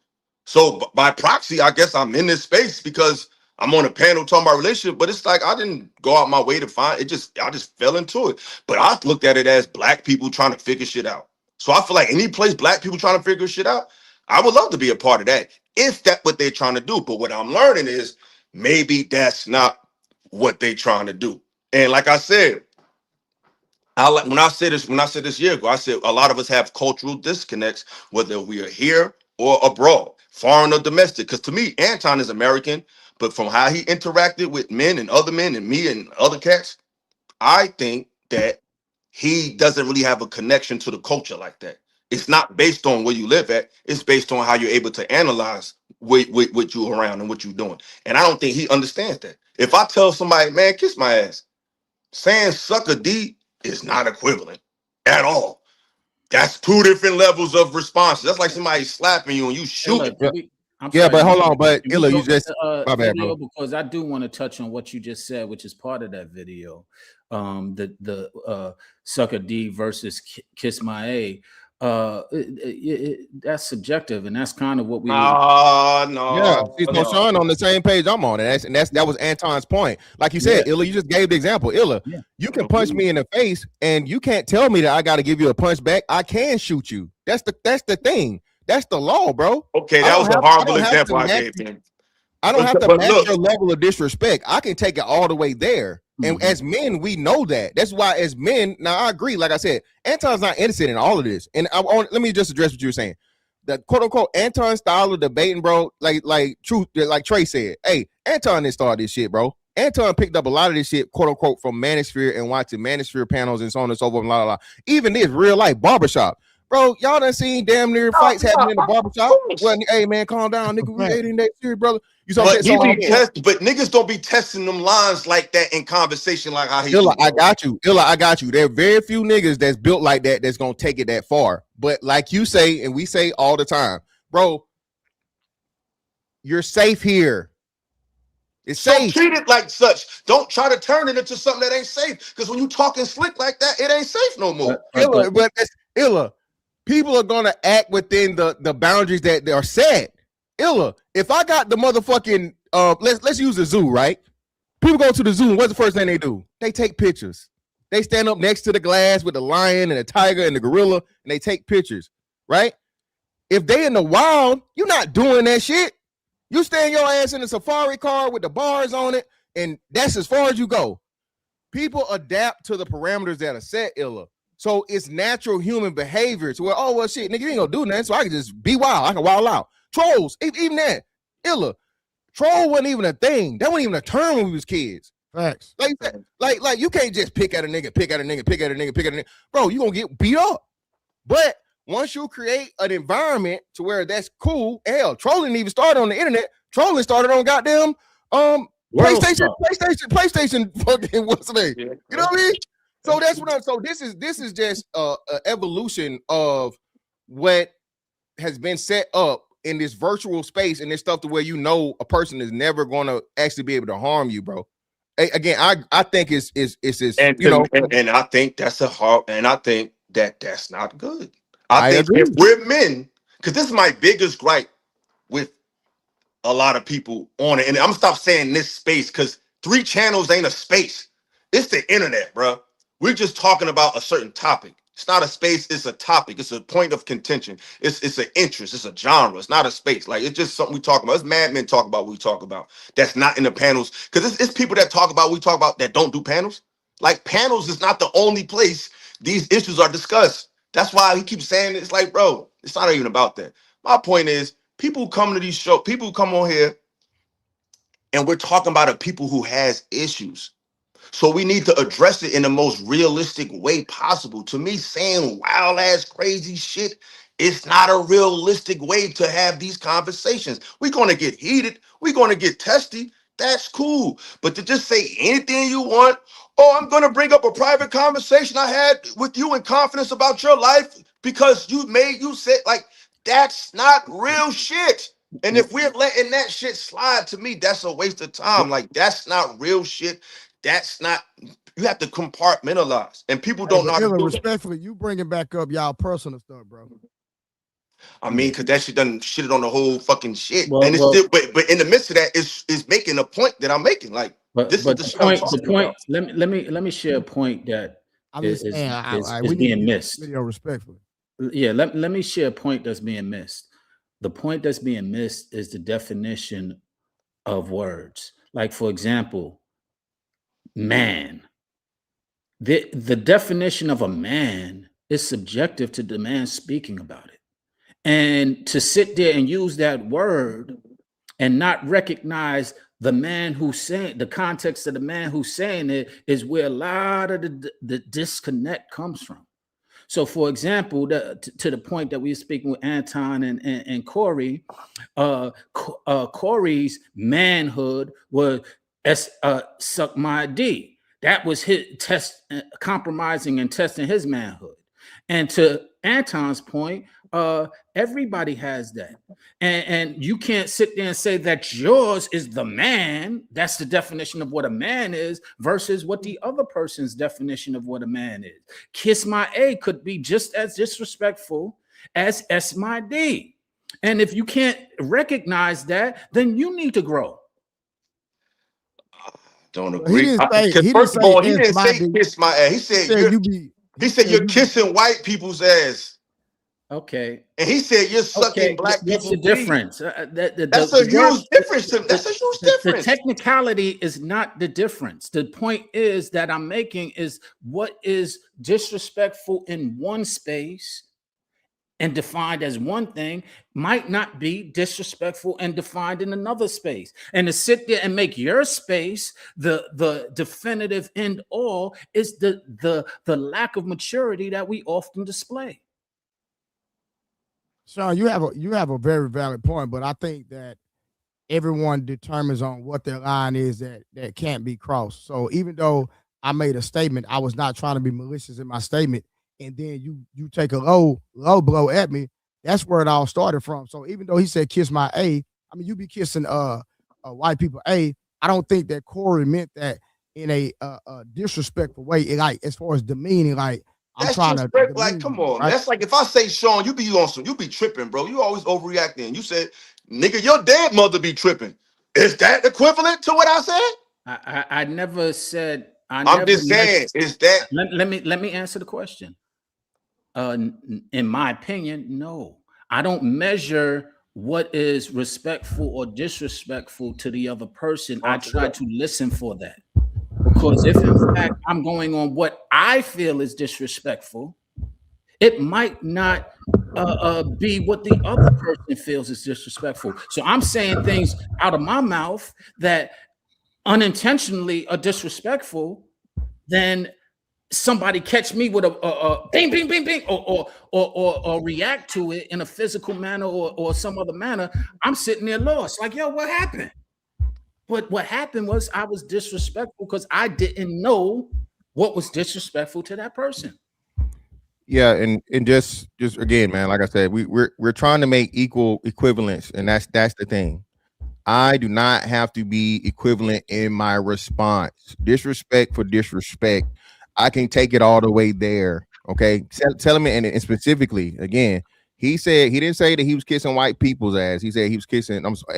He said he was kissing white men specifically. A. Okay, and then to compound it with Corey being so against, rainbow activity, as he's tried to call it backdooria activities. It's no more backdooria than that. Where if he would have said white people, you got a leg to stand on. He said no, white men specifically, you're kissing their ass. All right, so cool, fine. All right, so I'm gonna say, and I'm not just saying the men, but black people as a whole, I'm gonna use a sexual innuendo also. So again, I do not have to match your disrespect. If I decide to supersede it, we've both been disrespectful. That's all it is. You can't, and you can't, just like you can't gauge me and tell me that, oh, this is my top thing. Or no, disrespect is disrespect regardless. So you don't get to therefore then come to me and be like, oh, well, that was more disrespectful. Don't start the disrespect, period. Exactly. Like I said, I think they both took a L to a degree, but I think Anton took a bigger one, in my opinion. You know what I'm saying? But a lot of people, like the response from most people is Anton walks away with the W. It's like, no, if he won, then no, it's either nobody won, but he didn't win nothing to me. To me, everything he did was performative. Like he came up there for that. Well, Illa, he said that. I mean, we gotta watch it because Illa, if he came there for the performance, he came there to get the best reaction. Again, Corey is not a full-time content creator. Corey wasn't prepared for that. Exactly. But this is my strategy. This my point. Thank you. This is my point, though. Fantastic. You're not prepared for a fight, and you lose. How you don't lost? He didn't lose. If you're not prepared for a fight, and somebody get the best of you, you don't lose. Nah, I don't think he lost. Okay, well, this is what I think. Like I think we're gonna watch it because there's certain stuff I saw that y'all ain't probably peep. I feel like at some point Corey was trying to connect to the brother in him. Anton wasn't trying to hit none of that shit. Anton came to put on a show, get clips, and I think this space. What I'm realizing is this space could be misleading. These conversations can be misleading to men, and men are looking like, oh, these brothers trying to figure it out, and no, they not. Nah, you have a great point. If Corey didn't, not everybody, but in some cases, like wait, Illa, you would have a great point if Corey in that interview did not admit that when Charles Barkley came to him, he backed down and wouldn't and said, "Oh man, I wouldn't say that to Charles Barkley. I'm not quoting him, but this is what he said verbatim." So that means that Corey is very aware of what he does as well. Yeah, so yeah, and nothing too crazy to him until he's told him the SMD. But Monster, jump in there. I don't know how much of the show you've seen. Shit got a little left, but now we bringing it back to the point. No, I didn't. I just got on, so I didn't see what up, my boy? What's going on, my brother? What's the deal with you? What's up, Monster? What's going on? How you doing? Yeah, I think just my perspective on it. I think that okay, Corey's a comedian. And Anton's a content creator, and I think it's a bad look for black men in general. I think they let the niggerism come out. You know, they both was on nigger time. You know what I'm saying? But Corey does what he does as a comedian. Part of what you do is triggering people, right? You say jokes and you trigger people. Now, just from the portion that I caught what you brothers was talking about, I'm a firm believer. I always say all the time that you can't police other people's response to disrespect. You know what I'm saying? You can't say, oh, you took it too far after you crossed the line for somebody else, what they consider disrespect. However, right, and not however to be contradictory to that last statement, but just in the basis of, you know, I grew up in the 90s in Northeast New York City, and anytime you like saying somebody is kissing ass is disrespectful. You know what I'm saying? But there's levels of escalation, right? And anytime you invite somebody or say a straight man is, you know, sucking on something, those are fighting words. You know what I'm saying? Those are fighting words. But it doesn't mean that what Corey said in terms of, yo, you kissing that could be considered fighting words too. You know what I'm saying? So I don't think Anton took the W, just in the context that I wouldn't necessarily say my disposition is like, yo, you know, pro-black in the sense like a Black Panther, anything like that. But I'm definitely pro-black man. You know what I mean? But above and beyond anything. And when he was asked the question of whether he was black or not, he said he's a Christian first. You know what I mean? And he's not none of that. That's a whole nother issue. So my perspective is that's the equivalent. If he doesn't identify with being a black man, that's the equivalent of somebody who's white or from some any other race or somebody who's not a part of the culture, always constantly speaking down on black people or black men, but they don't have anything negative to say about any other group of people. So to me, that invalidates his positions from what he says as it pertains to the black community as a whole, since he says he's not a part of it. So if you're not a part of it, if you're not a black man, I don't understand how that becomes the pillar and the foundation of the content you create. You know what I'm saying? But I think both men didn't want lawsuits. They both deal with money. So when people say, oh, Corey didn't follow him out back or Anton didn't repeat it again, I think both of them were being performative. And you know, me and you, Illa, we talked about it when it initially happened, and then I had a chance to really reflect on it and think about it. Both of them didn't want possible lawsuits, because had Corey hit him, Anton would have sued. And if they did go out back, regardless of whoever won, lawsuits was going to fly. They got too much money, and Corey already dealing with some shit like that. You see what I'm saying? So and Zoe, so it's like people ain't thinking about. But one thing Corey did was he said he called him a bitch, sitting down right in his face, and Anton ain't say that shit again. He left. So I like I said, I want to watch this shit with y'all, but I want Picasso to jump in there and we're going to break this shit down. Play. I'm sure y'all did it before, but we ain't doing it on my channel, so I'm addressing this shit. Picasso, jump in there, bro. Appreciate you. What's up? Yeah, I want you to do your thing, because that's the most important thing, getting the play-by-play, because I've done watched every reaction and everybody talked about it, and everybody missed the part where when Anton disrespected him by saying that you suck the dick of black people, Corey gave him an option. Even if you don't understand what you're saying, if you say it again, then we can go there. And I think people just miss that and act like that's not communication as we understand it as men. And Anton didn't go there. He blew a smoke screen over everybody's face. And the saying going outside was like he invited Corey outside. No, nigga. Corey was about that shit the whole time. Corey was being real the entire conversation. You got to get down where you mad at, bro. That's some TV shit. Meet me after school at 3:00. Got a locker. Man, you pop off when that shit happens. So you're just talking. I don't believe that shit ain't no real shit, bro. I don't believe that was performative, but I do believe Corey has shit on the line. Well, the reason why I disagree with that, I agree with you from the standpoint when it happened, but the reason why I disagreed is because I looked at some of the after interview after that when he said crazy still. When he said Charles Barkley again, he said, "Would you do that with anybody?" And he said, "When I saw Charles Barkley," and he backed down. But that's being real. That's being real. But you're really tough. No, with Anton. No, but you said they was having a conversation. Anton was really tough, Sean. Anton said, "Suck my dick." So again, no. So Corey got him in his face. Yeah, and again, man, listen, it's easy to get in the face of a guy that's fat, out of shape, and like 5'7". Hold on. But you didn't do nothing. So you got up, you moved. Brother, I didn't interrupt you, brother. I didn't interrupt you.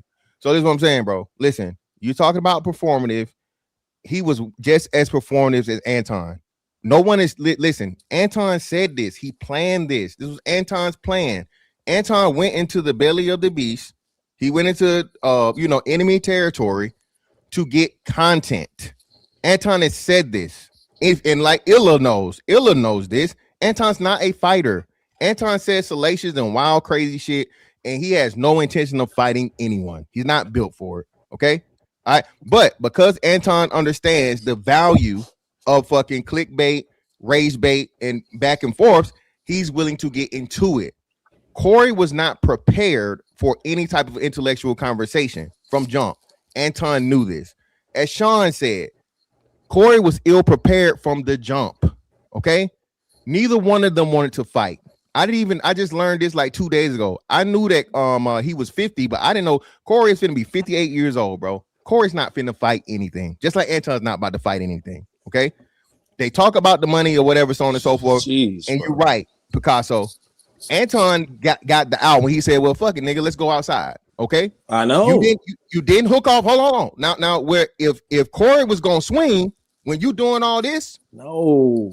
Like, no, yes, Mr. Fantastic, you are skipping the part where I watch Corey every motherfucking week, every Tuesday, and I listen to him talk about his life, and he done talked about how fugazi people are and how he can get caught up in the bullshit.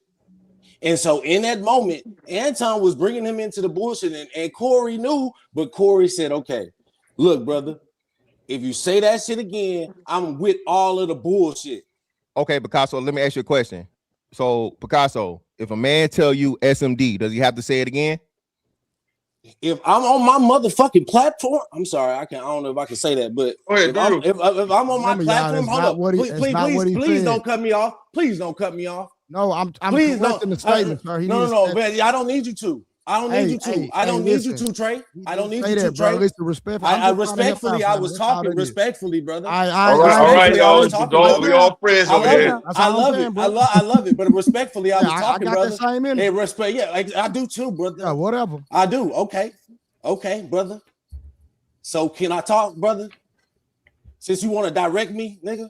I wasn't directing you, nigga. I'm sorry. Yes, you did. I was literally correcting. We're not doing the Anton and Corey thing. No, hold on. But you trying to direct something. You just said you was trying to direct something. That's not what I'm doing, Illa. That's not what I'm doing. No, I don't think y'all are. But Trey, okay, we're not doing it. Let me talk, Trey. I'm sorry. I did, bro. I'm sorry, Trey. I'm sorry. I agree, bro. I don't think I'm not on nobody's side. I'm sorry, Trey. I interjected because I'm being peaceful. Y'all let homeboy just say all that crazy shit. We on the internet, Trey. Y'all let homeboy say all that crazy shit. But ain't nobody intervening. I'm intervening though. I wasn't trying to cut you off. I was trying to give context. Okay, say what you were saying. That was not factual. Say what you saying, brother. No, so Picasso, I'm not trying to bully up, bro. Yes, sir. Fantastic said he said it's my D. Only thing I said was he didn't say that. Oh, okay. You're right. I love when people correct that part. I'm sorry, Trey. So I'm sorry. I was giving you energy. I apologize as well, brother. That's we on a public platform. Exactly. That we don't do the say same thing. Somebody don't say it. That's all I'm saying. Okay, well, my bad. So hold on, let me make it clear then. So I was talking about what Corey said to him. I know Anton never said that. Hey, he said sucking the dick of black people. But Corey, hold on, now I was speaking from what Corey said. Corey did say that. Corey said that he said Corey was about to lose his mind. Yes. Corey about to lose his fucking mind. He said, "Say that, suck my dick." Corey, he said, "I don't suck no dick." He said, "I don't suck none of that." That's all. He said, "I don't." And Anton said, "Yes, you do. Yes, you do." So no. He said, Corey said, "I don't kiss ass." He said, "I don't kiss ass." Because it's easy to stand on something you 5 feet away. Corey said, "I don't do that sucking dick shit." He said, "Yes, you do." He said, "No." Can y'all hear me? Man, okay, let's play the clip. Let's play the clip. I'm sorry, everybody. You good, man? Let's run a clip. Hold on. Who is this right here? You got to cam up, bro. Oh, I don't ever be on the cam, but if you want to drop me back down, it's all good. I don't be camming up. I mean, I'll let you out because I want to just ask the conversation real quick. What's up? Oh no, I was gonna say that in my opinion, Anton won, and the reason why is because first off, all this street stuff is ridiculous. Not about people. No, you're saying that it's not about the streets. It's not. Everybody has a different measuring stick that they're measuring this by, right? So you may say, oh, if somebody does X, Y, Z, you got to do ABC, but that's just what you believe. There are no official rules to this. So we can't be going by these whatever rules. We got to go by what we know. We know he offered him to go outside, and Corey Holcomb has offered other people to go outside in the past on his show. So we know that he understands what that means. He didn't want to do it. And if you're fighting publicly on YouTube, like Anton said later, it can mess up your money. So that the smart thing to do was let's go out back and handle it. And he declined it. And if anybody in real life offers you to go outside, regardless of the say it again, all that nonsense, if they offer you to go outside and you don't, you're going to be seen as a coward in most places. That's just a fact. Respect, brother. But this is my pushback to that. I'm just going to put back to that. Because he has security. So if they went outside, security. Corey had security too, and he had one person. He had his niggas there. It's a difference. It's a difference between your people. Bro, if you have your friends there with a gun, that's the same thing as him having one security. We don't know what his people's had. But if I had to pick, I'm gonna assume higher security has a weapon more than the people. No, Anton said that he saw the guy with the pistol. Anton can say anything. Why? How do we know it's the? That's the thing. Let's just analyze what we see. Thank you, because we can't see nothing else. Stop talking. Okay, so you saying he's lying about that? Anton say a lot of shit. Well, then we can't say that the security guard has a pistol. Then I mean, but it's likely that an arm. But what's the more? It's likely if I'm in the studio with my niggas that they're gonna be strapped. Hold on. What's more likely who had the gun? An arm prayed for a security person or my homies? My home. If you talking that street stuff, it's more likely that your homies gonna have a gun. What? See, y'all are taking like the street stuff. No, Corey was talking about the street, bro. Corey's whole sermon to Anton was about how street people move in prison, blah blah blah. Why are y'all dismissing that? I think, all right, that's the words he used. That's the thing. That's the words he used. His whole sermon was about people in the streets and being. That's his whole thing. When people now, I hear you.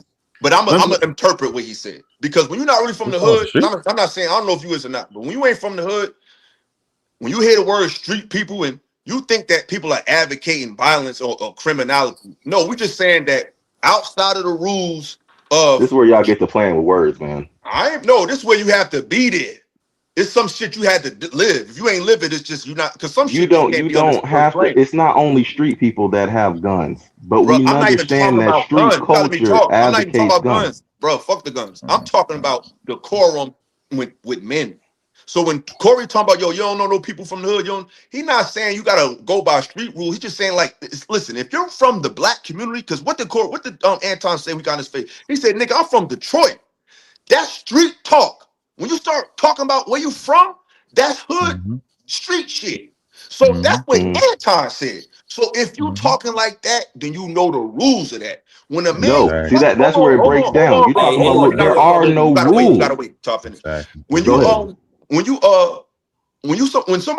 in the street and somebody get in your face, that's a violation. Because now I'm invading your space and I'm right in you and saying, yo, what the fuck you want to do? If you don't say nothing in that moment, nothing after that matters, bro. See, y'all be judging this shit from, this ain't Family Matters and fucking Eddie got punked by the lockers. No, all that meet you after school shit, that's that fake shit for people who only learn about the streets from movies and TV. Exactly. And you live in the hood, in the city, for real, it pop off where it happened at. It's not no later. We're gonna have an arranged fight. Let me know outside. No, you pop off right there. He got in his face and he said, "Don't say it again." And he didn't say it again. And he called him a bitch later on in the show to his face, and he left. So Anton brought the street shit. Let me know when I can respond to this. Street shit, and he wasn't. Anton did that. You say I'm from Detroit. That's street talk. You don't say that you can't talk that shit and try to take a YouTube response. No, but it's pretty clear. It's pretty clear. No, hold on. Let me push back to him since he said that to me. Real quick. This is a dude that don't. Hold on. Let me push back on him, Picasso. Let me push back to him real quick. He don't even cam up, bro. So he's not even playing by the rules. We don't even. I do want him to cam up, but I'm gonna let him live today because I don't want nobody to think I got an echo chamber. So let brother go. Go ahead, bro. Because we about to get into the video. Go ahead. All right, so check this out. What you said was your opinion based upon how you think this should go. There is no rule book to go to where if A happens, you got to do B, C. Everybody moves differently. So all that what you talking, that's your interpretation. It's people, you saying that if you don't fight in the moment, that's not what, some people aren't gonna just go off in the moment. They're gonna be like, let's take it outside. It is 100% valid wherever you go. If any grown man say to you, let's go take it outside, everybody knows what that means anywhere you go. To me, you're a coward if you decline the invitation because you know exactly what that means. And you said it to men before on your platform. So it's not it's got to be right here. He said that to other people before. He got in his face, out back. And he didn't push him out his face. When a nigga get this close to you, when he could touch your nose could touch his. That's what you're saying. That's what you're saying in your mind, right? So in your mind, if a man get that close, it's a violation. And Anton, I think it's better if we just watch the video. Listen, hold on. If you don't touch me, hold on. By that logic, you're saying it's in his mind that he's making up a rule that if a man gets in your face, that means that's a violation. You're saying that's it, that's in his mind. But it's also by that logic in your mind that if a guy invites you out to fight and you decline that means you're a coward. It's the same type of logic that you're using. Monster, that's the point. It all depends on how you see it. There's not going to be like a right or wrong. It's going to be subjective. But what I'm saying is, if a man invites you outside to fight and you decline, that's cowardice. Corey Hopkins said he never put his hands on him. Not at the invitation. My brother just said the most poignant thing. My brother just said the most poignant thing. Give me 1 second, please. Everything that's just give me 1 second. one little Sean, I mean, JJ, if I press somebody, bro, and I press the line, and if they back down because they said something to me and they didn't reiterate it once I pressed them, then I'm gonna lose respect for them. So even if you say come outside, you done already copped out. I'm not gonna follow you outside because you pussy.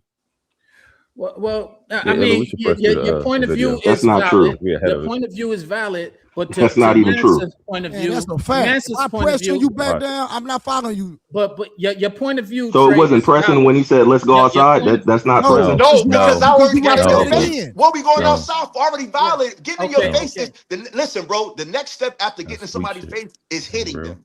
Both. That's the next step. That's false. Fantastic, brother. Fantastic. That's false because he didn't put his hands. But we forget that he didn't even say he was trying to get in his face. He just wanted to switch exactly. Seats. He wanted to switch seats. God damn. We going outside. We gonna go to the video. But Fantastic. I just want to ask Fantastic, Mr. Fantastic.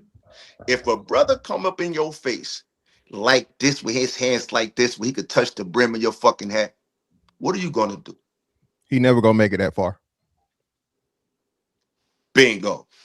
Let's get to the video, man. Because this why he not gonna make that far? Because the closer he get, he's doing what? Fantastic. Yeah, he's not getting within arms or even legs distance, bro. Like I said, if a man get that close, what is that? Fantastic. He gonna hook off on you. That he's a threat. But if he not, but if he don't, he's violating your space, right? That's a violation. He's establishing dominance. The video. My brother just said a very poignant point.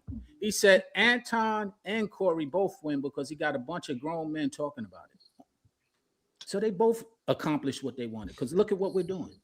I mean, because this is them grown man shit that need to be analyzed. No. It's because and they basically got us all talking about this. And to everybody's point, both of them violated. If we're going to talk about violation, both of them did exactly the same thing, and we're sitting here, black men. No, I think we got to go deeper. Did exactly what they want. They both getting paid off of it. None of us are getting paid. They both getting paid off. Both of their platforms. I'm saying, first of all, I think we got to go deeper than that. That's the low hanging fruit. That's part of null and void. So since we know they both did something out of character, then that's a gift. So now we have to keep going deeper to the layers of whose intention was what. I don't think Corey's intention was to have a moment. I think that was Anton's. He invited him to his show. That's nonsense. He didn't to talk. That's bull crap. That's bullshit. Let's watch this shit, man. Hold on, that's not true. I got receipts. That's not true, Sean. Exactly. Let's watch it. Yo, think they tough. I noticed. They think they tough. They think they tough. Yeah, they be out there. They not that tough. We charging them up. We seen worse. You know, I don't pay attention. He's coming in talking about who's not tough and who's not. Only street niggas talk like that. But let's go. He's being condescending already. He's being condescending. His very first comment was he was on time, guy, bro. And they scared. What you say, Picasso? I said his very first comment, literally his very first thing he said was I was on time. Immediately when I seen it, I said, "Oh, this nigga on bullshit." Oh, this is familiar. Let's keep going. I don't pay attention. I think them type of niggas jerk off in their socks. Yeah. Well, now they've gotten so savvy where they can actually put a picture, but you open it up and it's like, oh, no post, no nothing. It's like, okay. We don't take that serious. Exactly. Keyboard cowards is what I call them. Somebody said what Craig had. He don't time out. Craig had a show, fool. That's right. Craig going out here doing his thing. Papa Craig. But anyway, let's get to it, man. Let's get to it. There's so much to say. I know we ain't gonna be able to get to it all, but we're gonna try. There's so much to say. I got to ask you this just off top. I'm with it. How do you feel? Because we ain't gonna do all politics. Because that ain't what the show. We about. got to get there though. Yeah, but I'm saying I don't want you to miss no points. All right, I'm with it. What do you feel about this nation as they jack other nations for their resources and play it off like it's other reasons? I'm talking about this nation, the U.S. That's a part of the game. When you say the part of the game, I don't understand. Everybody didn't been conquered. Slavery didn't exist way before we ever came in here. Mm-hmm. So I don't see what the problem is. Well, I tell you like this. I cannot respect men who are claim jackers. Like I don't like what? Give me an example. Like the United States. No, give me an example, like a real life thing. Like what did they take? The United States. Like taking this country? Just taking this country. How do you think you got here? Yeah, the transatlantic slave trade. You smart man right here. I know all about it. So it's very hard to be respectful of what is here when me, for example, as an African American male, I know how I got here. I didn't take the cheap flight on Frontier here. My people were kidnapped. My people were robbed. They what? They were sold by Africans. You say all the people were sold by Africans? Oh my God. How you think what you think white people came over there and got us? Yes. No, they were sold. So they just capitalized. Brother Monster, since you here, real quick, could you debunk that real quick? Could you really explain like that? Because everybody keeps saying that, African sold us. Give the nuance on that once and for all, because it ain't that cut and dry. If you just go by that statement, you think that slavery started because Africans popped it off. Could you please flesh that out for us, brother? Well, again, it starts from something called a Christian doctrine of discovery. It's where the popes of Rome waged war on basically the entire world, where they said anybody who was of Muslim, Black, or non-Christian, non-European Christian. Brother, y'all got to cam up if you're going to come up, man. Was subject to enslavement, denationalization, and all of the other different things. And they pretty much strategically worked themselves around the world, not just Africa, because they did the same thing when they got to the Americas. And they pretty much raped, robbed, and pillaged, graped, robbed, and pillaged their way through everywhere. And they have also another doctrine called divide and rule. A lot of people call it divide and conquer, but it's called divide and rule, where in which you go and exploit conflicts that are pre-existing, and then you use that to conquer the people that you're seeking to exploit. So when people bring up that it was Africans that sold each other into slavery, the nuance in that is that Africa is a continent. So there were different tribes and different nations actually warring with each other and had different conflicts. And then before the Europeans even made it to the interior, they already had depopulated the coast of Morocco, and they were pretty much enslaving and sweeping across the northern coast. And then they penetrated Africa that way and just exploited differences between the tribes. So it wasn't like a set of Africans that were just saying, here, we got all these slaves for you, take them. It didn't happen like that. That's the nuance to it. I don't want to, I can speak on it more, but I want to keep my time brief and short on that issue. But yeah, that's pretty much what it was. It wasn't like, here, Africans got all of these people enslaved and we just sold them to white people.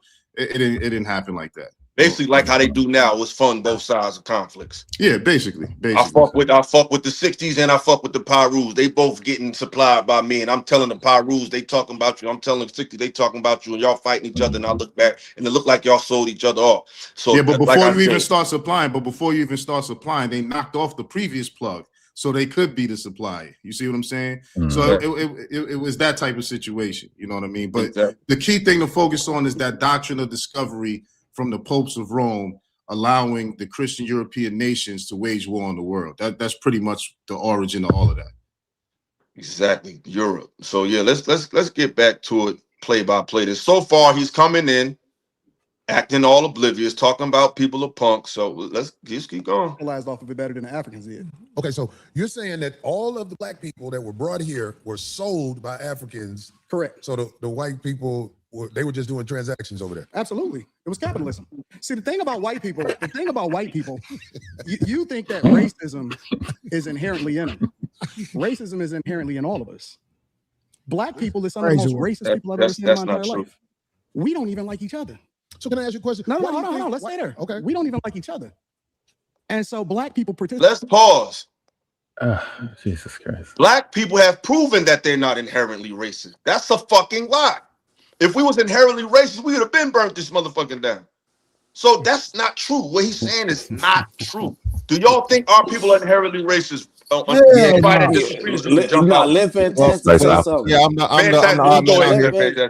the odd man. Honestly, yes. All people are racist, and mostly it's not even racism; it's tribalism.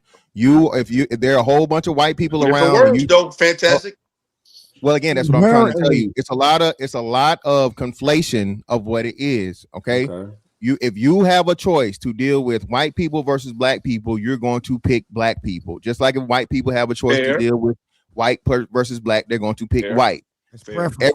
Everybody practices nepotism. Everybody helps their own group of people first. Black people say that though, and they make it automatically racism when everybody does it. So yes, Anton is right. We want to get into the argument of, oh, well, racism, we have to be in a position of power. That's always a thing, bro. But no, again, but we have to go there. You know why we got to go there, fantastic? Because that's the only isn't racism we're not talking about another word? Hold on, bro. We're not talking about being prejudiced. Everybody is prejudiced. Everybody has a preference of who they want to deal with. But when we're talking about racism, we're not talking about somebody who don't like us.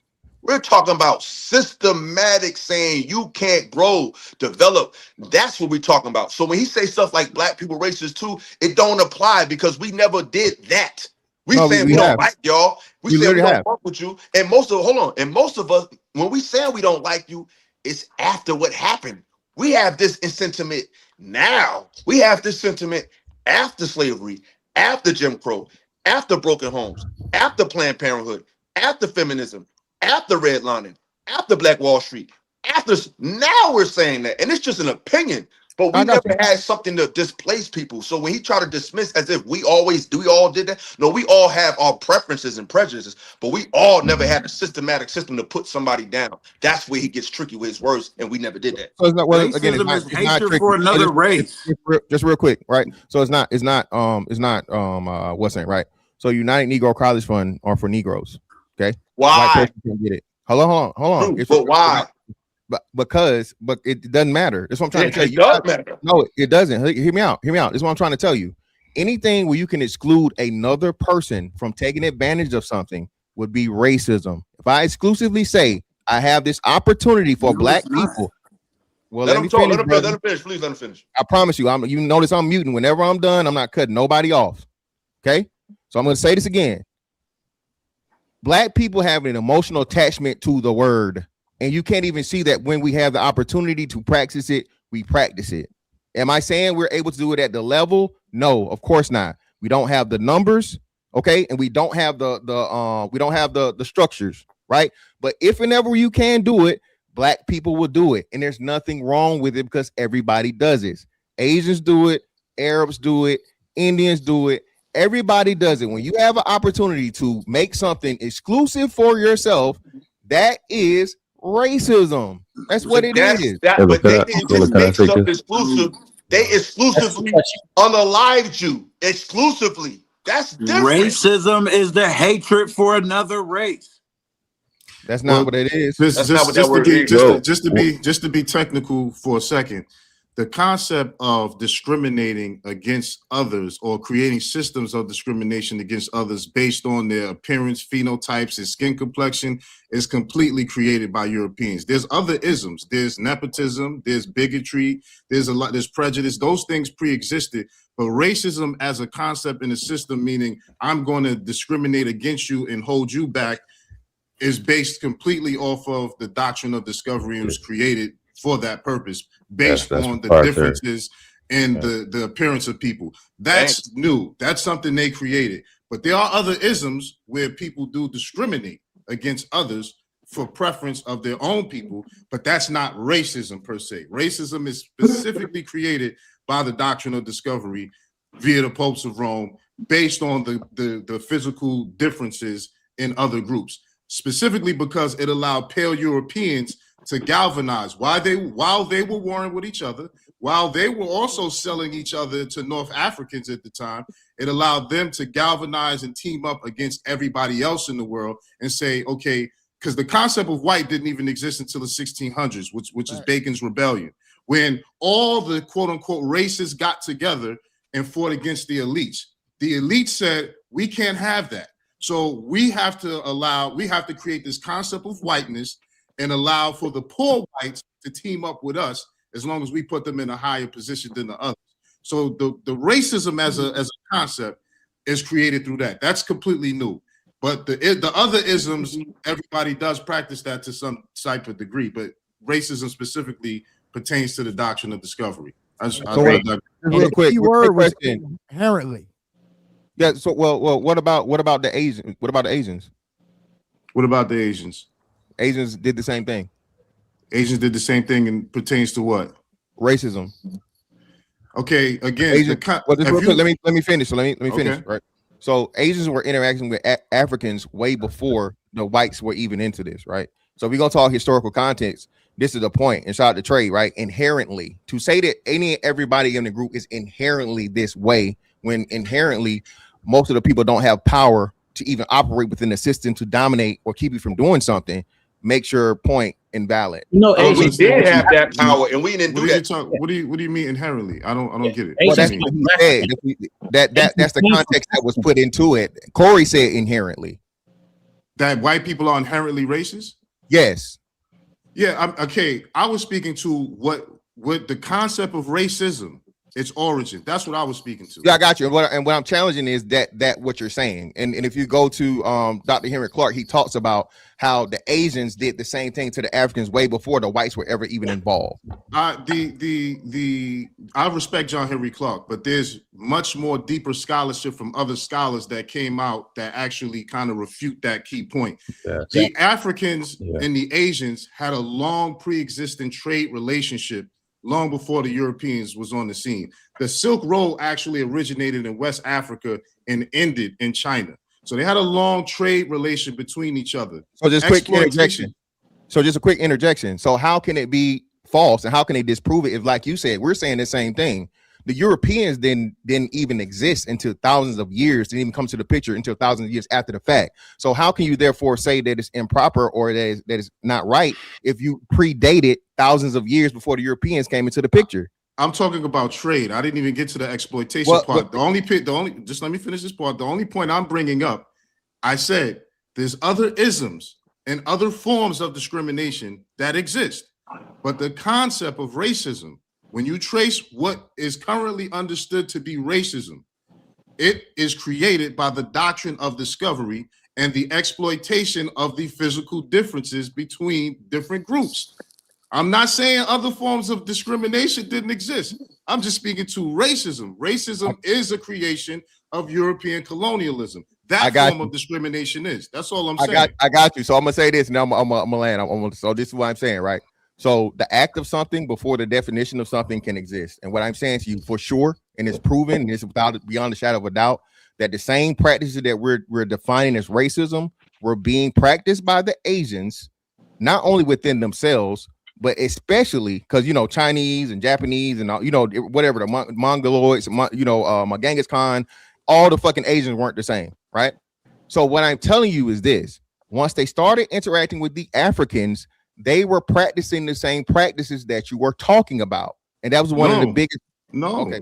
They just weren't. That's just not the facts. They other groups. Whoever's trying to get in, you only got fit. Hold on, I'm sorry. It's no more room on the panel, so I don't know who's trying to get in. But if you are, just type yourself in the chat so I could, roster it out. But it's no more room, unfortunately, fellas. But yeah, go ahead, Marcel. I'll land my plane here because I don't want to stop up the conversation just on that point. But I'll just say again, there's other forms of discrimination that exist. Okay, group preference over outside group preference always exists. But the basis of systemically discriminating against others be squarely on the basis of physical appearance and phenotype is a product of European colonialism. When the Asians interacted with Africans and they chose to exploit some way along the lines, that wasn't because they had a physical characteristic difference. It was just based on, this is my group, that's your group, and this is how we're going to do that. That's all I'm saying. That's all the point I was making. I'm not saying that other forms of discrimination and group preference didn't exist or pre-exist Europeans. I'm just saying that form of discrimination is a product of European colonialism. Brother Master, about chattel slavery, fantastic. We ain't talking about I don't fuck with y'all, I'm gonna try to exploit your market. We talking about genocide now. Genocidal practices is what we're talking about. We didn't do that to nobody. Brother Master, Brother Master, could I ask y'all this? To this point, right? We know that the caste system came from India, right? Yes. Mm-hmm. It started in India, right? So Could that have anything to do with? Just to be clear, now, I'm not really asking this. I know y'all know, but just to be clear, would that have anything to do with what Fantastic is asking? It definitely influenced European. It definitely influenced Europeans to create their form of a caste system or their form of discrimination. If we want to broaden it and generalize it, then yeah, you could say it's a different form of caste system for sure. But even the Indian caste system wasn't based on physical appearance. It later became associated with that after the British colonized India, but it originally was just based on who family was born in this caste versus the other. It wasn't based on skin complexion or physical differences phenotypically. Hey, Illa, real quick though, I don't necessarily agree with Mr. Fantastic perspective on the Corey Holcomb situation, but as far as the racism, I gotta concede, right? And the only reason I'm saying I gotta concede to him is because the actual definition of racism, I looked it up, is prejudice, discrimination, or antagonism by an individual, community, or institution against a person or people on the basis of their membership in a particular racial or ethnic group, typically one that is a minority or marginalized. So when did we ever do that to white people? That's what I'm trying to figure. No, all I'm saying is, all I'm saying is when they say by an individual, that means that it don't have to be a group thing. No. You can No. It said individual group. That's what you just read. No, it's not what it said. I'm gonna read it again. Prejudice, discrimination, or antagonism by an individual, community, or institution against a person. That's what it is. Based on what? So follow me. What institutions do we have that marginalize them that leads to their lives being taken? No, I agree with you on that. I agree with you on that point. All I'm saying is, I agree with Fantastic. What he's basically saying is, you can individually to dismiss you. Yes, but that's what I'm saying. You can individually be racist. Is what I'm saying. But this is the thing. We all know when we bring up racism, we're not talking about the white man at the gas station who said, "Get the fuck out of here." That's not what we're talking about. We're talking about the big shit. We're talking about big time movements to displace us. Not this guy don't like you versus I don't like you. So when black people talk about racism and people respond, well, everybody's racist. No, we're talking about everybody don't have a system that either says get down or lay down. Well, I'm going to kill you. I'm unalive you. I'm going to uproot your entire lineage. I'm going to take wealth out of your hands by the millions. Show me when we did that to them, because even when we did have the power and we was running Europe, we didn't do that to them. We taught them how to bathe, we were very very benevolent to them. So when we had the juice, we didn't do that. When they got the juice, they just I got the book right here, the Iceman Inheritance. How they said when they got here that Spain, they said Hispaniola, which is modern day Haiti or Dominican Republic. They said once populace of 2 million is now just a few hundred, and this was in the 1400s. They said that because they just was killing them people. So when did we do that to them? No, I agree with I agree with the systematic racism. What I'm saying is though, when we make a blanket statement though, sometimes we gotta use our words carefully. Is all I'm saying. Like when you say white people or black people can't be racist, because we didn't say black people can't be institutionally racist. Innately. That's the difference. He just said he said, do he think he said black people are innately, which means by nature you're like that. By nature, like I said in the book, the man said the nature of the Americans were they wasn't quarrelsome, they wasn't beguiling. He said they were the best, basically the most well-mannered people in the world. So innately, we're not that. We're innately good people.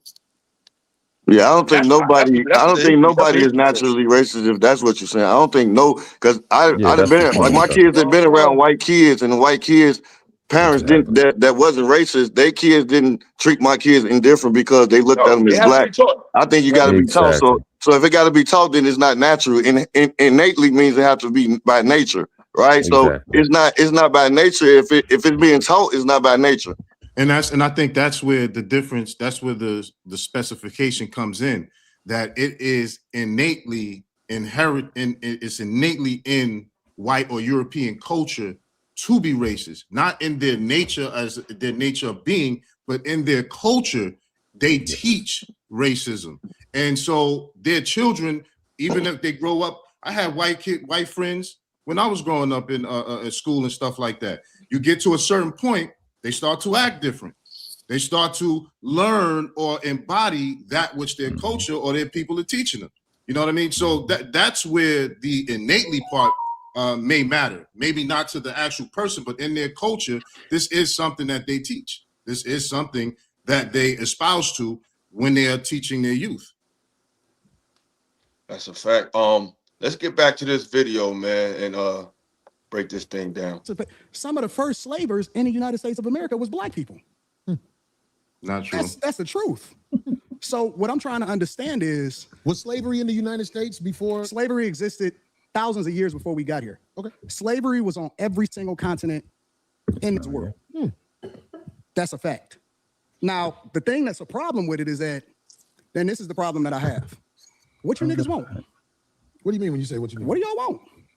Like, because y'all complaining about it over and over again, and I'm trying to. That was a very condescending question, but I digress, man. Understand, what is it that y'all looking for? What is gonna help y'all? The whole thing that has happened. Because I'm solutions oriented, and I'm tired of niggas that ain't never been through shit complaining about shit that they ain't never been through. If you black in the United States, you've been through some shit. But I'm tired of niggas complaining about shit that they have never been through. You've been through some Lay shit, down. but you ain't You been through tired? that. I don't And so- understand. What are you saying? Yeah. Like, Because most of the niggas that's complaining about it ain't never even really seen real racism. These is new niggas. All of these internet niggas right here, these is new niggas. So are you saying black people in the United States, some of them have skipped over racism? Yes, definitively. Come on. Now, like this, y'all. Like, do y'all agree with that sentiment? The floor is y'all. Which part of it? What? That if you haven't, basically what he's saying is if you ain't got lynched or whipped, you ain't got nothing to complain about. 10,000%. 10,000%. I say this all the time. And he is 10,000% correct. Well, hold on. Let me answer, brother. So yes, he's 10,000% correct. We're living off the backs of the struggles of our ancestors and people that came before us. I say this all the time. I've never in my life, I know none of you, never in your life had to step off a sidewalk because a white man was walking on it, or a white man walk up to you and call you boy, or a white man walk up to you and spit in your face, and there's nothing you can do about it. Okay. So yes, he's exactly right. Does racism exist? Racism will always exist. But as we talking about here, one of the most important things is levels. None of us have to worry about being lynched. None of us have to worry about being fucking chased out of town for 99% of the things. Of course, there are some cases where it happens, whatever, right? But 99, we do not live the life or have to worry about any of the things that the people that died for what we benefit from have gone through, bro. And he's 10,000% correct about that shit. Real quick before hold on, real quick before y'all go in. Hey, Illa, that is Anton Daniels in the chat. That's the real him. That's his real page. He said he's trying to come up and it's full. I just checked. Are you for real? Yeah, that's really him. I checked. All right, I'm gonna have to drop one. I'm sorry, bro. I'm gonna have to drop. He said he's trying to answer himself. Once you miss yeah, it, I don't know. Come on up.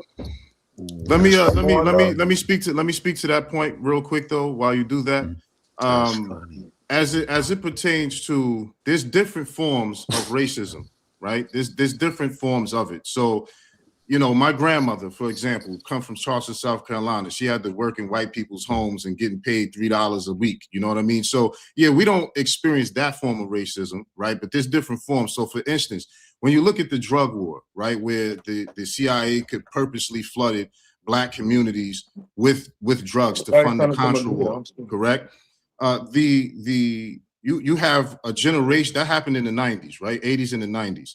So now we have a generation of children or adults at this point that have mental disorders, autism, all of these different things that was derived from racist government policies that blighted our communities, right? Then we also have an issue. I know the interesting thing is brothers in our generation do a much better job than the brothers in the previous generation of being there for their children and being good fathers, right?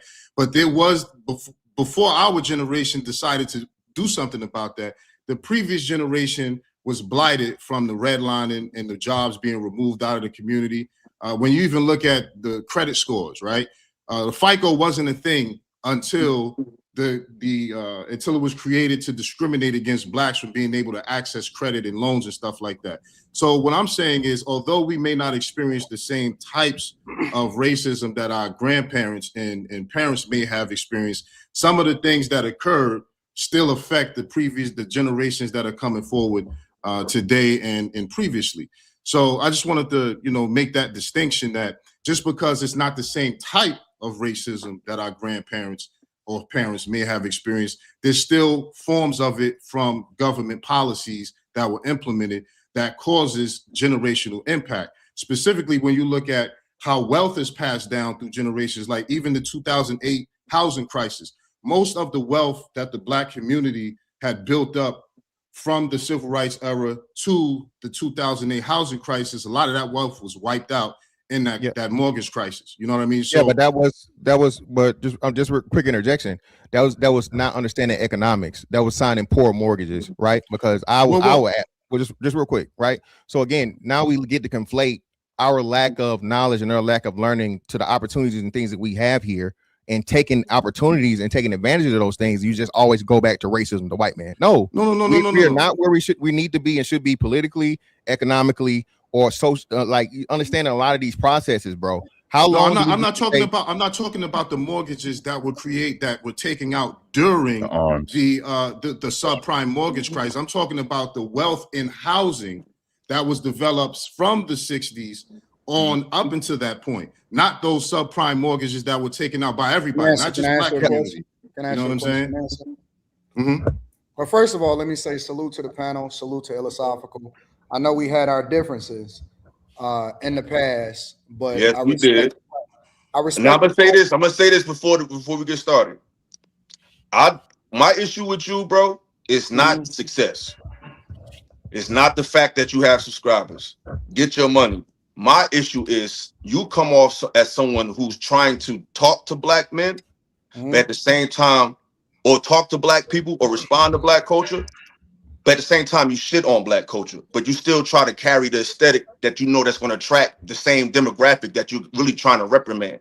If that's how it come off to me. Like I heard, like when we was on the panel, the thing that stood out to me the most, besides this, because I reached out to you after that, but you never responded. So no, I don't remember you reaching out to me after. I did. I sent you an email and you never responded. And I said, I get thousands of emails every. I bet. But I'm not putting you on the spot. But you responded to the first one, but you never responded to the second one because he was like, "Yo, we could talk, we could work it out." And I said, "Yo, but I want to have a conversation first." And I never got a response. But that's neither here nor there. But I'm saying this: when you get on these shows, the main thing that stood out to me that day when I called up on your show, you said, "Fuck Malcolm X, bro." And it wasn't even about. I was of course offended that you said that, but my issue is nobody else was. And I think that you saying stuff like that and people not responding and having no smoke, and all they could see is the fact that I cut this man off, but they had no smoke or no issues for you saying that, to me was bothering me. And to me, I'm seeing a trend of people just feeling like just shitting on Black people all together is something we need to do. Like we can call out the bad elements without throwing out the baby with the bathwater. Because you say fuck Black culture, you say that, but then when you go live, you got Black culture aesthetics all around you, bro. Like you got Chronic behind you. That's a Black street nigga album, for lack of a better term. You got this one, you got that one. So it's like you're trying to appeal to the aesthetic of Black people, but then at the same time you want to smack them down. It's like I think you're sending mixed messages, and I feel like somebody that has your influence can do better than that. But that's my opinion, and that's what I want to talk about today. But the floor is yours. You can respond. Well, first of all, I wanted to say respect to the platform, and the reason that I'm coming up here is because I support all creators, regardless of whether I agree with them or not, right? So I could disagree with you, but it doesn't mean that I don't want you to win, right? So let me start there by saying respect to the platform, and that's why I'm here. The second thing is, to answer you directly, I do think that you need to throw the culture away, because what I define as the culture, because I think it's a difference between Black people and Black culture, right? What we push as Black culture is the things that we celebrate the most. And definitively, most of the time, that is the worst things for us. We pedestalize, we celebrate it, we don't want to call it out, but then when somebody finally says something about it, then they become the big bad wolf. And so I don't celebrate the majority of what we as a culture like to champion is best for us. It has destroyed our households. It has destroyed our communities. And it's 10 times worse than it's ever been at any point in history. So I stand on that. I haven't changed up on that at all. I think I agree with that too. I believe that it needs to be a completely different culture, right? We celebrate jail culture, and then we down people that actually go to school every day, and we call them lames. But Anton, we push the worst things for ourselves, but then at the same time, you know how many people wanted to see me lose at Corey's platform? You know how many people wanted to see me lose? Well, why, Anton? Why they want to see you lose? Because I represent something that they are not used to seeing winning. But that's not true, Anton. That's not why everybody wants. That's true. Maybe by some of them do it, but everybody didn't want to see you lose because of that, bro. That's why most people do it. If I was up here talking about some of the worst stuff ever, like we always do in our culture, I would be cool. Anton, this is why but because I stand 10 toes down. You know what culture is. This is why I'm disagree with you, Anton, because I go through the same thing. I go through the same thing. Everybody in this space, I just got into it with Fatty because he was saying, you need to leave this space because you want to be righteous and all that. Because I be on panels talking about real shit. I be having interviews talking about stuff that's not messy. And I don't get that support when I do that. So I don't do that. Well, I literally was laughed at by people in this market space. yourself better. You need to learn how to market yourself better. That has nothing to do with. No, I'm not talking about, I'm not even talking about, bro. I ain't even talking about numbers. I'm just talking about people rather see arguments than information. Now, if you want to say, hey, it's a better way to prevent your information, I'm always open to a suggestion. But what I'm saying is I've been on panels with just all men, bro, and they laughed at me because I said things like, they said, what's your solution, Illa? I said, I think the children is the solution. I think the children is a viable solution because we can't fix old dogs, but we can re-engineer. And I agree with that. But it's the thing. This space laughed at me. I was on panels with dudes and I was bringing out books about history, about culture. The And difference niggas between really you and me is that I don't give a fuck about what people think about me. No, I'm just giving you an example of how the gripe that I don't give a fuck neither. That's why I do what I do. But no, I'm just giving you an example of that gripe that you have. I have that gripe as well. But that doesn't excuse, that doesn't mean I'm not going to still speak to these people with love. Like there's still some love and empathy in me trying to relate to people because everybody is not what we see on the computer. Everybody's not what we see on the street. These people still got children, aunts and uncles and nieces and nephews. So I don't just speak the message that just go ahead. Some people's lineage needs to die off. I don't need to support and rock out with people just because you're black. There are some people that are so degenerate and so bad for what it is that we stand for. And let's be clear. We're the only culture that forces all of us to support all of the bullshit, regardless of what everybody does. All white people don't fuck with white people. Asian people don't fuck with Asian people. They outcast them to certain cities. If you go over to Japan, if you go over to Tokyo, they got whole cities that's dedicated to motherfuckers that can't come outside, based off of the fact that they're not contributing to the culture and they're degenerate. But we're the only culture that we have to support it all just because I'm black. No, I don't. No, I don't think we need to support all the bullshit, but we still have to give freedom. But let me just say this. I think that what you said, as far as ruling in love, I don't believe in that. I believe that sometimes you have to completely go in to destroy all of it, and I don't feel as though I have to make it right with people that have lived their whole lives to be destroyers. Some people are not good people for people, and I believe that I can destroy it all. I think when I go into a place, I'm not looking to be friends with these niggas. I don't need to have a conversation with everybody to make it cool. And let me be very clear. When me and Corey, because a lot of people say I came in with an agenda. I thought you did. Corey called me and set the pace of what the agenda was going to be before I got there. I knew it was going to be smoke because he already told me that it was going to be smoke and that he had smoke for me. I knew he was going to disrespect me before he disrespected me because he had already led on. He didn't say directly, I'm going to disrespect you. He said, I got smoke for you and it's not going to, you know what I'm saying? It's not going to be one of them cool shows. So what do you think I'm going to do? You think I'm going to go in there like a deer in headlights? Hey, Anton. I don't think he really knew. I'm asking a question. I don't think he did. Because No, everybody if keeps that's saying the case, they no. make a big deal. They make a If big that's the deal when I case, said no. that I prepared and I studied for him. I think that the real travesty is that he wasn't prepared, but yet he invited me to his studio. I flew from Detroit to LA. And so you think that I'm supposed to be the B-side. I'm supposed to be the one that's gonna lose. I wasn't prepared to lose. And prior to you coming on the show, I kind of alluded to that. Because quite frankly, like I told the brothers here, y'all both won because y'all basically have us talking about it. And the internet space, that is exactly what it's designed for, is to have people talk. Whether they're talking negative or positive does not matter. The point is, we're sitting here talking about it. So I commend y'all both on that. But to my point that I made prior to that, neither one of y'all was sitting there y'all both were doing the same thing. When you pointed out the fact that I met his energy, bro. I never got disrespectful. Until I got disrespectful. Hey, you ain't being honest. You came in, hey, Anton, you came in being condescending, bro. What did I say? Wait. What did I say that was condescending? You came in to allude to his chat. You came in to allude to how tough his chat was and that they not tough.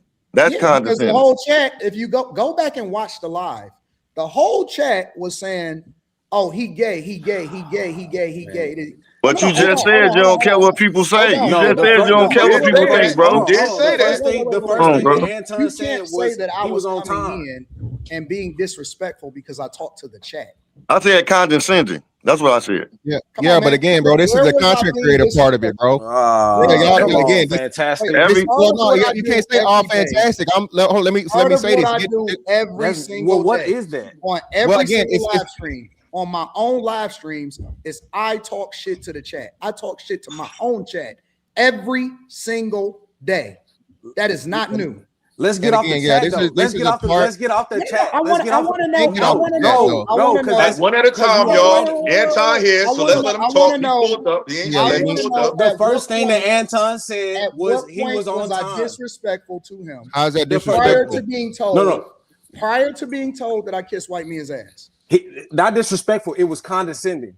The on-time statement, the very first statement that Anton made was I got invited to a show. And he was late. Wait. I got invited to a show. I flew 4.5 fucking hours from Detroit. So what? Wait, give me a second. Okay, you're right. I flew 4 hours from Detroit. I'm there on time. I gotta wait more than a half hour for you to even arrive. That's disrespectful in itself. Yeah, on business, demand, and everything. That's what I'm saying. How you gonna say whatever? You could discuss that off camera, though. You could discuss that before the show started, bro. You could discuss that before the show started. If it's that big of a deal, bro, you could discuss that before the camera get rolling. In fairness, hold on. Hold on, Hey, when Illa talking, man, y'all gotta shut the hell up. When Illa talking, y'all gotta shut the fuck up, bro. All right, fellas. Why do you think that he was complaining about the conversation that I had with Darlene for a long time before he even got there? You know why I was able to do that? Is because he wasn't there. Yeah, he was late. The reason why I was able to have so much conversation and get toured on the whole facility and find out who owned it and learn all about what it is that's going on and see how his production team worked and kick it with Darlene and get every single piece of information is because he wasn't there. That's not my fault. That's the you fault. So what are you trying to expose by doing that? No, I said, what did I do that was disrespectful prior to being told? Before we got to the disrespectful part, we asked about the condescending. The first thing that they said was the chat. But hold on, Anton. The condescending thing you did, the very first thing you said was condescending, which was I was on time, which was something you could have discussed afterwards. But you came there with the identity that you were gonna win something. That's unfair. Listen. So he told me. He already explained what he was trying to do. He told me on the phone he wanted this to be an explosive, volatile, and he wanted this to be emotional. He told me, listen, this is the honest to God truth. Can you prove that? No. Listen to what let him talk. Let him talk, y'all. Let him You don't have talk. to prove it. No, You you're can right, ask you're right, him. Anton. Wait. Listen to what I'm about to say. Yeah. One of the things that he told me when I first got on the call is, I hope you don't record phone calls.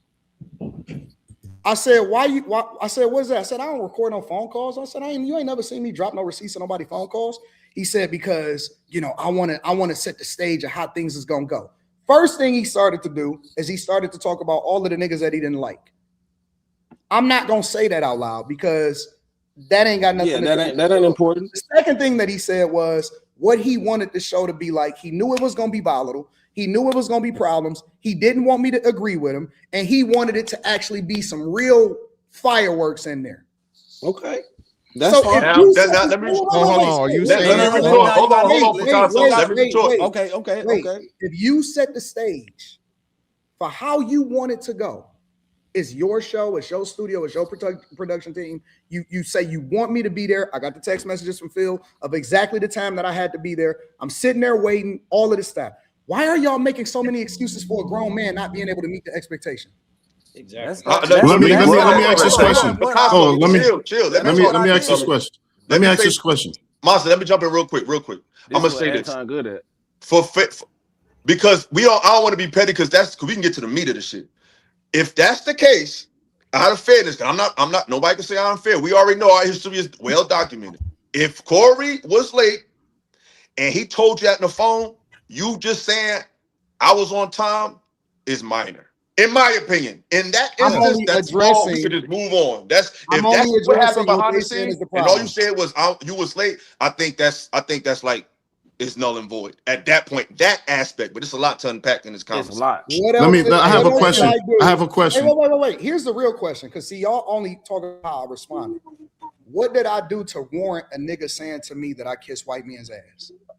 Well, you kept avoiding the question. Hold on. Let me make this statement. Bonson, go ahead, Bonson. I got a statement to make because I gotta run in a little bit. But when I first got on, I specifically said you can't police someone's response to disrespect. I said that. So whatever someone says or does that triggers you in a way that's disrespectful, they don't have a right to determine how you respond to their disrespect. But, I agree. But what I wanted to say, though, my question for you, Anton, is this. You spoke about how certain aspects of Black culture is toxic, how it needs to die, and I understand the majority of what it is yes. For sure. And you don't really care about, what people think, so on and so forth. However, I must say, do you think the display that you both had is a good image and positive and beneficial to the image of Black men based on what's already said about the levels of ignorance or toxicity that people say we display? Wouldn't that be a part of the negative elements of Black culture that you are against? No, absolutely not. Could you explain? It's because I believe that people need to understand that intellect and the nerd, because I champion myself as being a nerd, that it's cooler to be the nerd than it is to be the guy that he is. Okay, so what about the message that people received is that the bully get bullied when they don't have themselves ready and prepared intellectually, and it shows that the leaders and the people that we follow is trash. And so I don't give a fuck about what other people think about me. As far as like outsiders, what people will say is the image of Black people. The only thing I care about is how am I affecting other people as far as changing the narrative of what we should be and how we should be as far as what we champion is the best thing for the culture. That's the only thing I care about. I don't give a fuck about what nobody else thinks. So do you think that was a good display? Do you think that was a good display of what Black culture should be? Two Black men, Mandingo fighting, using profanity against each other, cursing each other out. Do you think that was a good display of what Black masculinity should be, as opposed to, because to me it seemed like that's the same thing. That's already.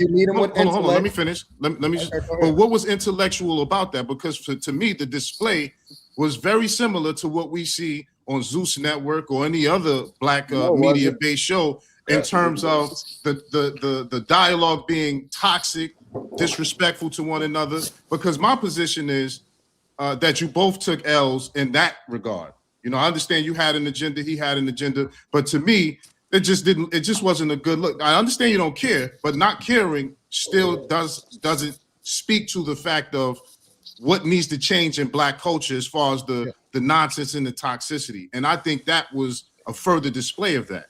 I think you need to go back and study the tape. But even more importantly, what I took from it is it was intellectual until it wasn't. It was a conversation until one person couldn't substantiate their argument, and then they started to throw insults. But see, what I believe is also about the whole situation is that this isn't a Black thing. This isn't just a white thing. This isn't anything. This is a man thing. And when somebody call you an insult, I don't think it's a bad thing to stand up for yourself. When somebody say, hey, move out the way, and they pull up their chair like they're going to do something, I don't think it's a bad thing for you to stand up for yourself. So I met energy. It was an intellectual conversation until it wasn't. And when somebody got frustrated, they called you out your name.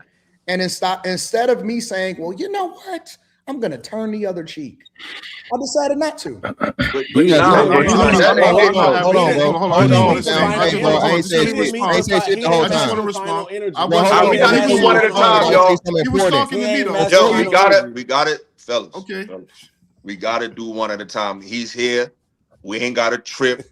He showed up to my surprise, because I thought this was way too small for you, but you pulled up. So respect.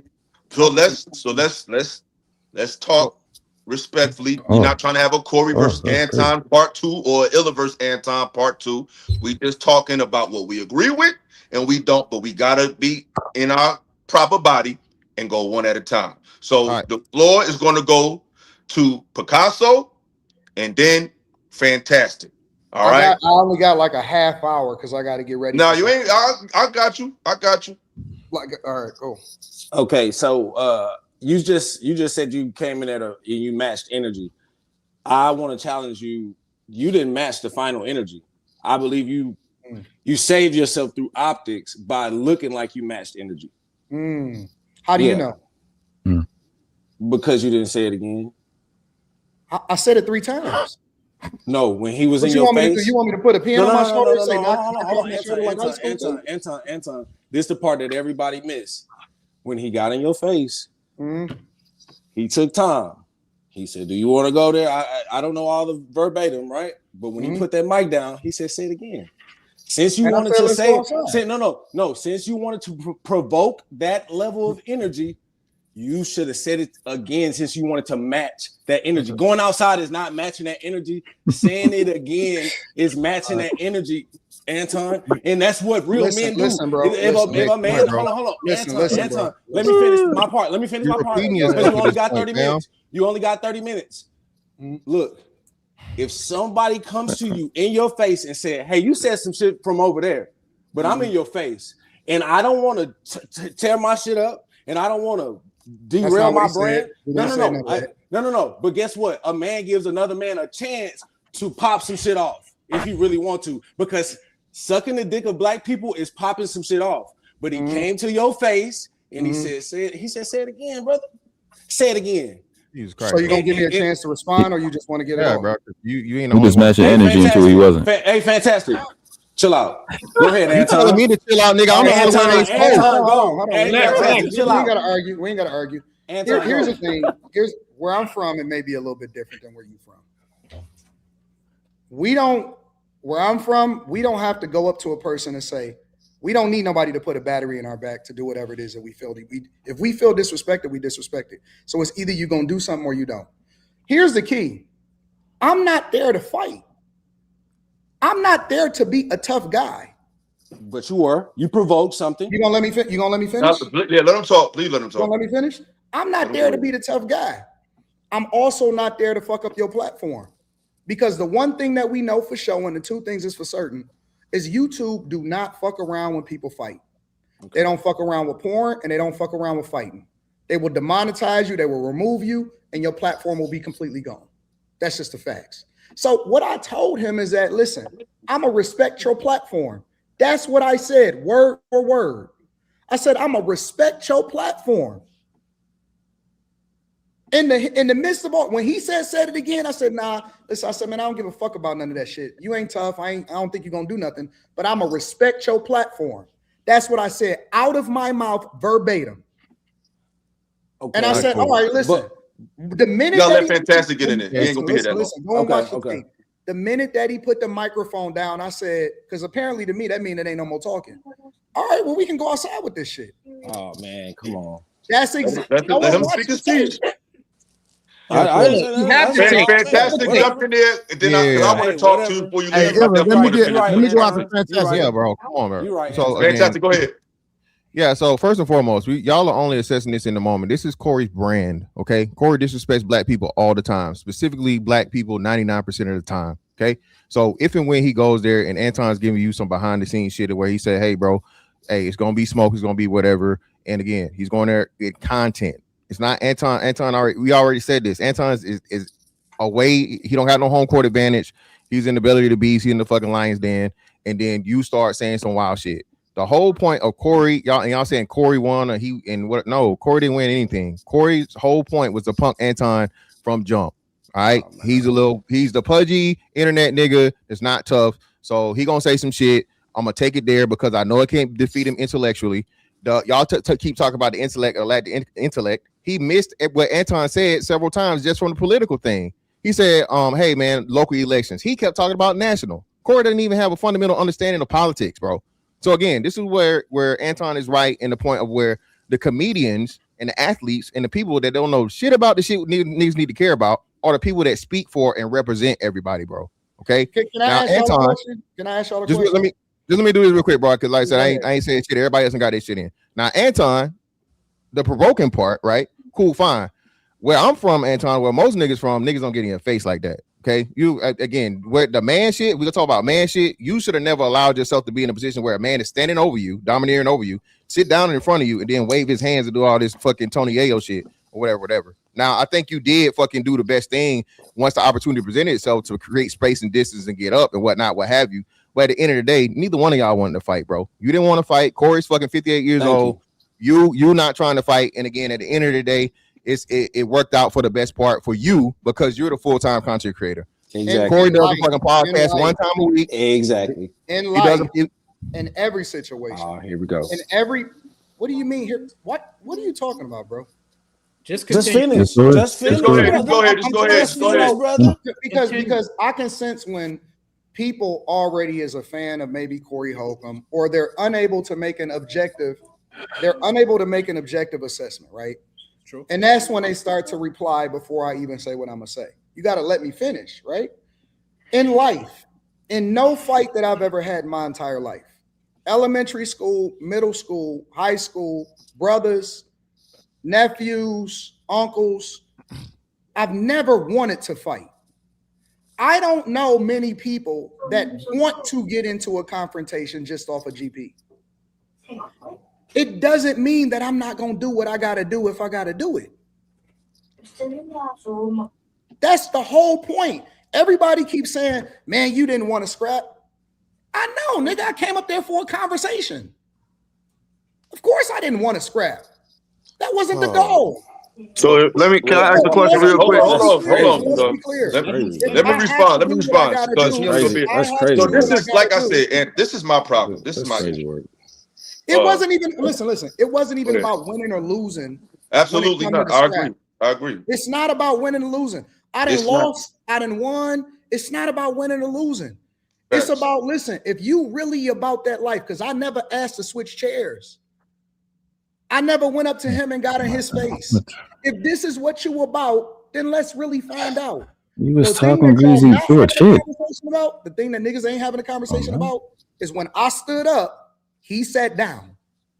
Yeah, but he said, get your bitch ass out of here. You and your bitch. Like, I don't even want to keep talking about that part. That's the end. That's the way. Yeah, that's the end. But I'm saying he said in your face. But this is my issue, Anton. This is my issue. Run. My issue. My point is this. It's a way to do. Who said I stood up to run? Who said I did. You, the one right next to you, you stood up to run. Bro, let me say you were this. escaping. I'm gonna say this. He's an I escape sat artist. right back down. Yeah. I don't believe that the overwhelming majority of you niggas that comment on this shit really would throw hands in real life.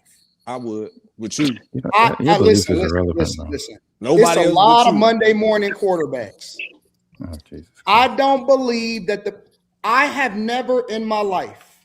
What's that When belief I was based on? sad, I had millions of people that agree with me and disagree with me. I have never seen not one of you niggas ever say Stop anything talking out of tough, pocket to me. Anton. Hold on, wait. No, Let me say let him rock. Let him rock. you the guest. Y'all talking about me. So let me get my shit off because ain't nobody coming to hear about you. Ooh. I have never ran into any one of you niggas in real life and ever heard none of y'all niggas say that y'all had a problem and that y'all wanted to throw hands. So let's be clear. Stop that That might tough mean guy you can't run. That might mean Everybody you can't stop run. that That don't mean tough guy anything. shit, bro. Stop the tough guy shit. Well, You would never Anton, even be able to get close to me. So that's not even a conversation. Don't tell me what you would have You're did. funny, man. Don't tell me what you would have did. You would never do no shit in real life.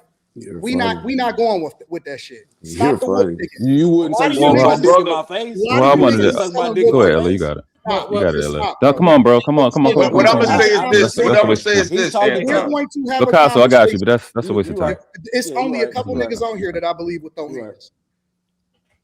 If we gonna have a conversation and y'all want to talk about what's fruitful for the community, why are we? Because I don't even believe that people want to hear that shit.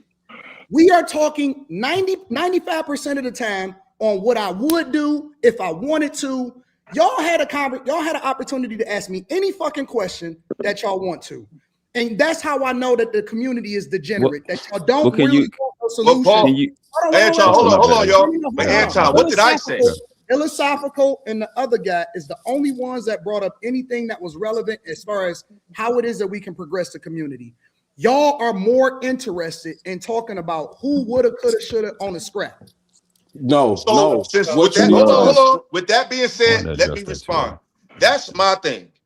Because I'm not no super tough guy, but if we was around each other when that shit happened, bro, it would have went left. But that was 3 years ago. Probably. That's 3 years. That's 3 years ago. I think that Right, you this- and maybe Mr. Fantastic tops.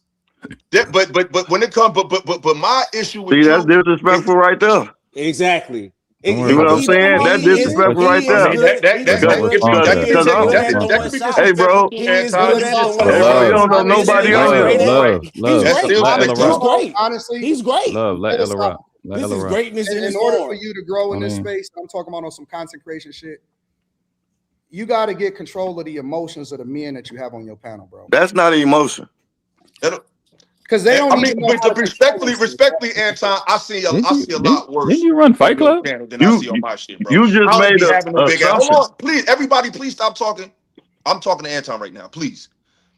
I don't have no wild ass dust ups on my show, bro. It's gonna be some I'm passion. talking about you got an opportunity to clip this shit up and get a lot of views and all of that. And they want to be the main character instead of ask their questions. I'm talking purely on content, purely on some content shit. And that's That's my all I'm problem, Anton. I'm not all the way into that mindset because my thing is not saying you wrong, but my thing is I try to have organic conversations, not just online conversations. And in real life, things get testy. In real life, sometimes I just don't let nobody get disrespected. I'm not letting nobody get called a bitch or a hoe. If you watch, I'm sure you don't watch my channel, but I don't have none of that type of Listen, I watch everything, bro. Well, you should know I don't do that. I don't have no type of right here, right now. You said what? I'm talking about in this conversation right now. If it's Just ask the question, when Phillip. people come on my platform, let's say Myron. Some people don't like him, some people do like him. You know what we do? We shut up and we let him talk. We extend the grace because he's the person that is going to bring all of the views because of his he's the guest on a platform that people are not willing to that haven't been used to seeing on the platform. So you a clout chaser. We had no idea you was going. I feel you. You're right. I had no idea. Philosophical, I'm out. I'm gonna holler at you, bro. Listen, hey, philosophical. Stop. Let him talk. Philosophical. Hit me up. I want you to hear Email me this. philosophical. Let him talk, Sean. Let him talk. Philosophical. Email me. We'll do a one-on-one live stream together, and I'll answer any question that you got that you want to answer. That way you can get the clips. That way you can get all of the, you know, anything that you want to get off, and we can have a conversation individually. I respect that, and that's a bet. Don't. You gotta unblock me though. What are you talking about? I ain't got me blocked on the email. gram, but it's all good. Just unblock On me. the gram? No. Email me. I don't know who's blocked or what. What's your email? I don't even really What's your run my email? Instagram. But email me. Just email me at AntonDaniels413@gmail.com. We'll chop it up. AntonDaniels413@gmail.com. Okay. All right, I got you. Thank you for pulling up. I'm gonna hit you up very soon. Anton, before you go, can I just make this point? Yeah, what's up, Sean? You made very valid points, and I come from the background of the entertainment industry, and that's why I look at all of this as entertainment, and that's what I shared that you guys did, and you did it successfully. And the points of views that you made today were valid. Yes, they was valid. They were very valid. And even the last point that you made with Illa in reference to being able to grow in this space. So all I was going to say is that whereas the exploitation of the behaviors that we often see on the internet is beneficial and can grow your platforms, but to Matt's point, does that help us collectively in our communities? Yes. In other words, Anton, this is my plan. I'm trying to find a middle ground between objectivity and calling out problems, but still respecting the humanity in each other. And I think sometimes we go too far where we can't find that balance. We either it comes off as we just kissing each other's ass or just totally disrespecting each other. My platform is trying to find that medium. But if you said let's talk about it, we could talk about it when I hit you up. I think that it's a time for everything. I think it's a time to be intellectual. I think it's a time to debate, and I think it's a time to you know, get move the chairs a little bit. I can't. I just want to ask Anton Daniels, why didn't he respond to Corey's question? That was intellectual. Talking? Why have the world class right next to you on your? I think it would be your right. Are you the dude that said you would fight me? No, I wouldn't. No. I don't know what you're talking about. The nigga asked you, why don't you address white males? Why come you don't address white males the same way you address black males? That's what his question was. That's where it went left. He asked you twice, as I guess he got that from the conversation. Right, and I said that I do. I said I'm an equal account. But he literally asked you what when you didn't. Because what was happening was Corey was jumping from point to point every time I made a point. When we talked about local voting, he overtalked me and then he moved over to slaves. When we talked about the transatlantic slave trade, he moved another point and then he moved over to white men. So Corey wasn't trying to have a conversation at that point. And that's why I said, slow down, because you're talking loud, but you're not saying anything. And then I proceeded to say, I'm an equal accountability smoke giver and I talk about everybody. And if you go to my platform, I pulled it up yesterday on the Millionaire Morning Show. I got 692 videos on the Anton Daniels channel alone going in on white men.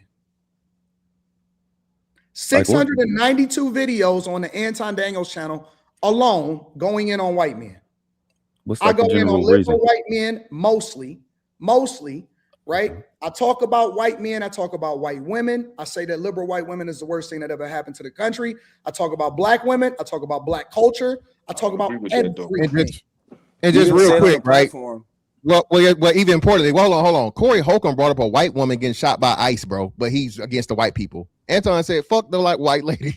So I don't understand how you be like, oh, well, you didn't say nothing bad about white people. You just said said fuck the white lady that died. Just dedicated to talking about the degeneracy of white men. I've never done a special week, and this was a year and a half ago. But when you talk about black people, you don't. When you talk about bringing up white people, and I had white men coming up to debate me, and I went off on white men specifically about their degeneracy, how they lose control of their household, how they was the first ones that started buying pussy overseas, the whole 9 yards. So when I said that you don't have the capacity because you're too busy, that means that you haven't watched all of my content, and I understand it because he his own man and he got a lot of shit going on also. But even people took that as an offensive. But I'm gonna say, Anton, hold on, bro. Please hold on. So what I'm gonna say is this, though, Anton. I think a lot of issues that you hate about the black community, they have a paper trail that lands at the feet of the white community. So a lot of times when we talk about these things, we only talk about them one-sided. They didn't just happen overnight. Our behavior was never the tipping point that triggered the way them treating us away. When we behaved at our best, they was hanging and lynching. And I know you said that don't have nothing to do with us, but it does. I didn't get lynched. I wasn't hung, obviously. But they did that to people who did behave well, who were going to church, who were Christian. So to make it seem like our behavior is the determining factor of how these people are misplacing us, that's just not true. Like when you said liberal white women are the bane of this country, I highly disagree with that. You know what I'm saying? I think behind a liberal woman, behind all of these movements is a European male, regardless of the optic. You'd have to add the context. So when I say the liberal white woman, I'm speaking of in current times. In 2024, 25, 26, so on and so forth. But Anton, today is just a reflection of the past. Here's the thing, philosophical. We could debate that. Let's do it. Okay. We could debate that. I'm cool with that. I'm willing to debate that all day long. But to say that I don't, it's one thing to say, Anton, you're wrong. It's another thing to say that I don't do it. You can have an opinion you can have an opinion and say, man, I think you're wrong on this. I think you're wrong on that. And this is the context similar to what you just said, right? And that's debatable. But you can't say that I don't. Because if you in the middle of if you don't know, then that means that you're the ignorant one, not me. But that's saying that somebody got to watch all your content. Hey, Anton. No, that's not saying that somebody It's not saying that somebody has to watch all my content. It's saying that it's saying that once I correct you, don't keep standing on it. Either go do the research or stand down because you're wrong. Why are y'all not holding Corey to the same standard? Where's Corey's outrage? Hold on, bro. Where's Corey's outrage and rage against the white man that he fucking expected Anton to have? He do the same shit. This is why fantastic. Hey, Anton, let me ask you a quick question, bro. Let me ask this last question. When I do an interview, when I bring somebody on my platform, it doesn't matter if it's a Brittany Renner, Charleston White, who else have I had on there? Lamar Odom, fucking Brian McKnight, whatever.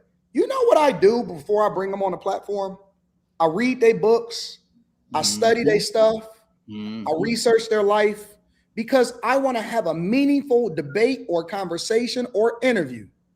The onus is on the person that invited you to the platform to better understand where you are, what you represent, if you did this, if you didn't.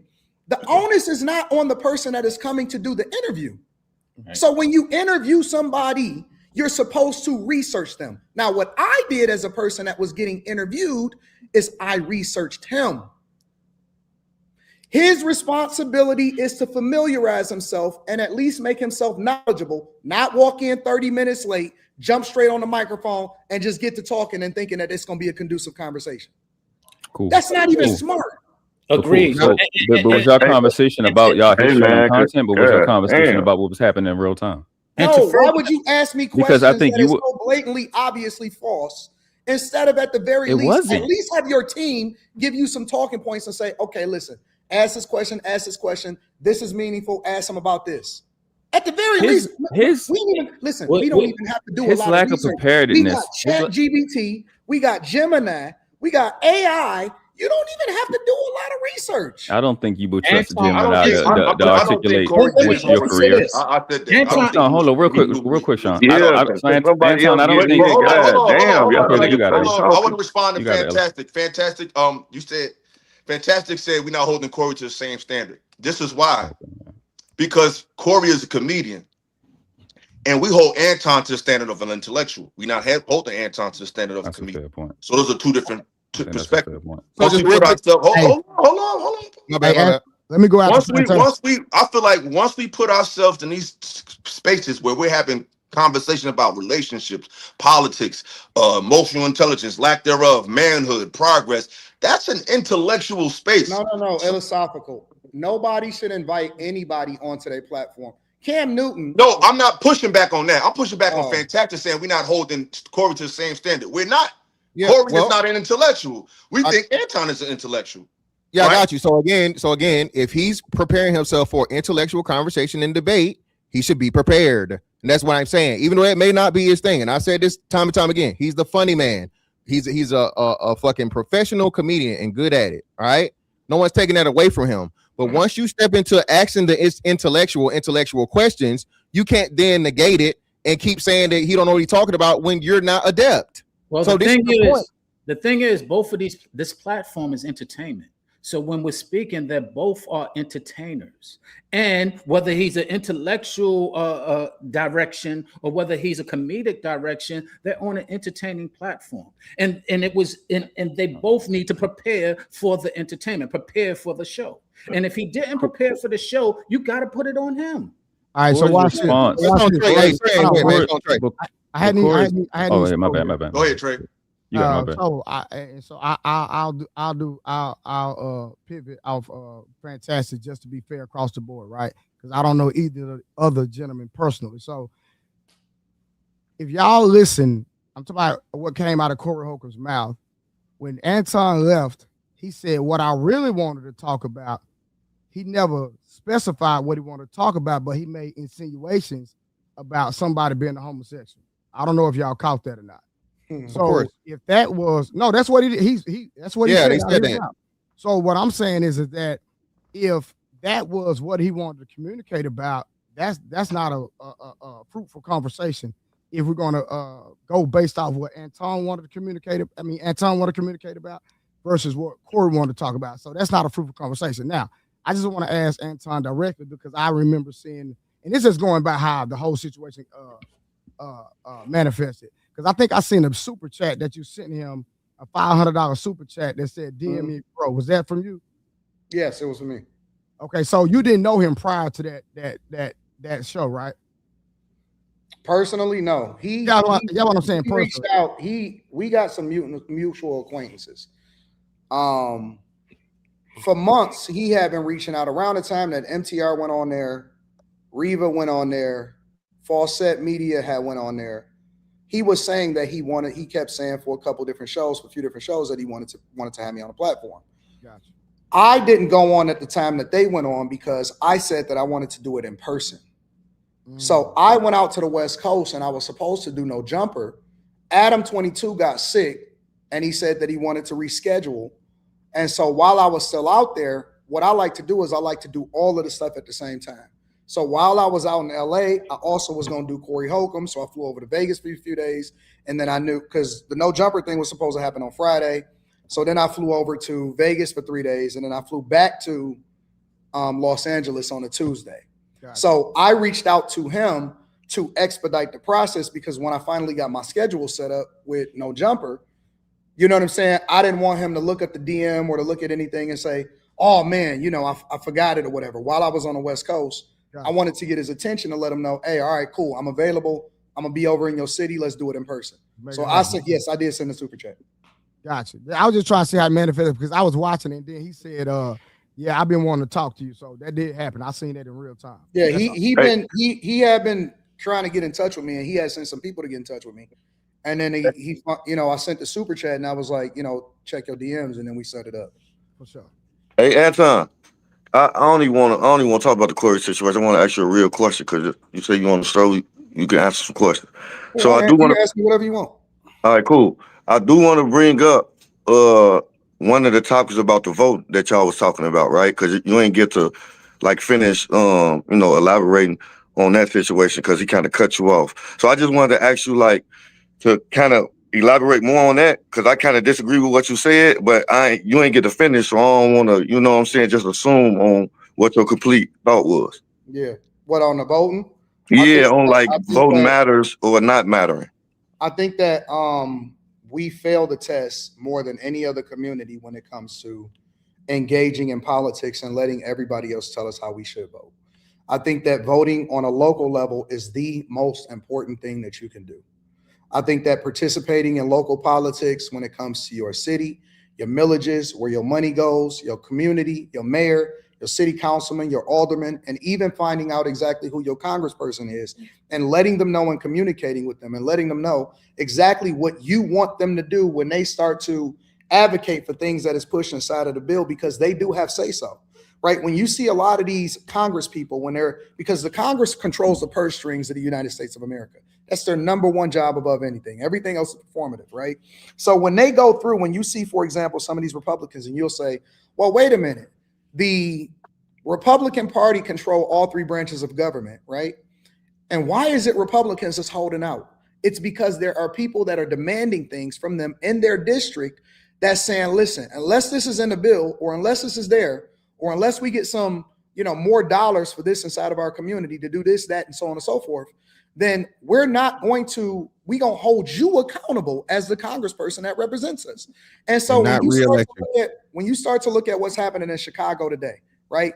They voted at a less than 20% turnout rate for Lori Lightfoot and then Brandon Johnson right after that. And the reason that they got them in was because of diversity, equity, and inclusion, and because she was the first female gay mayor.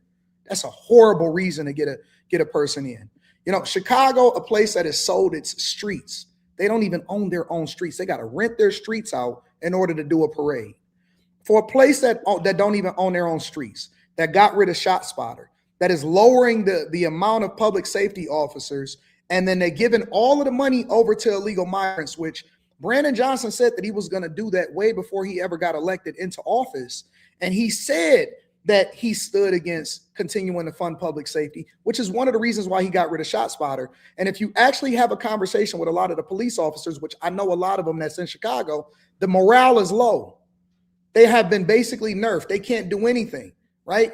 So they can be enabled against their own people, right? YNs, but they can't be enabled to get these people out of there when they was occupying some of their apartment buildings as Venezuelans and illegal migrants.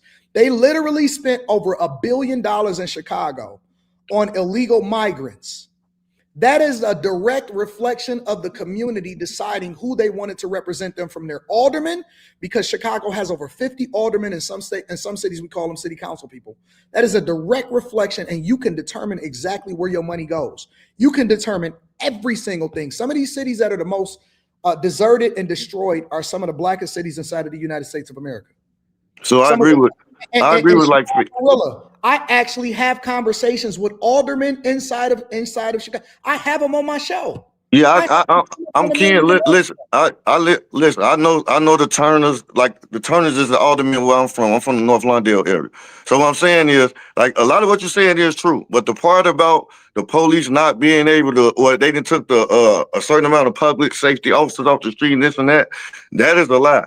And I can tell you, I stay here. I'm from Chicago. You know what I'm saying? Like, it's not a lie, bro. I covered it. I can tell you, it's not a lie. They had a I stay in Chicago. I'm telling you. Let me tell you, just because you stay there, don't mean you know the numbers of what's going on with the police department. So what happened was, I'm telling you, I see the amount of bodies that's on the street every day, bro. I see the amount of police enforcement that's on the street. But here's the thing, love. You guys have a budget every year for how many police officers you're supposed to have on the street. Do you know what happens? You know why y'all over budget even though y'all are short at least 1,000 police officers? It's because they tell the police department, we want y'all to cut the budget by at least $90 million. But because y'all are short so many police officers, other cops actually have to fill in, and y'all fuck up the budget because now y'all got other police officers that's working so much overtime because y'all so short that y'all got cops that's making at least $250,000 a year inside of y'all city. And furthermore, it's a badly managed city, but it's completely managed by people that are black and brown, right? Mm-hmm. So, but because people are voting based off of ignorance, not knowing enough about what's happening, not getting engaged, because if y'all go out there and let's say the Bears made it to the Super Bowl, everybody gonna be outside, but nobody is at the city council meeting. Nobody is engaged. Nobody is really participating. The only people that I really see engaged on a regular basis in Chicago, because I talk to them regularly, is Chicago Flips Red. Yeah, for sure. Everybody else is out of the woods. And when you have a less than 20% voter turnout rate, that means that you don't take that shit serious. Now, let one of y'all favorite rappers have a concert and everybody's showing out. And that's what I'm saying about the degeneracy of the culture. When I say that the culture is trash, I'm not just talking about what we promote as far as the degeneracy. I'm also talking about the things that we don't do, But then when I then said on his platform, yes, we have to vote. Yes, that is the thing that our ancestors died for. Yes, voting on a local level is one of the most important things that we can do. It don't matter if I'm Democrat or Republican. That's a fact. Like, you don't have to be a Democrat or a Republican or a conservative or a liberal to agree that we have to be engaged and we have to be educated on the issues that is coming up, the millages, how y'all funding y'all universities, community colleges, what businesses get what, all of that stuff.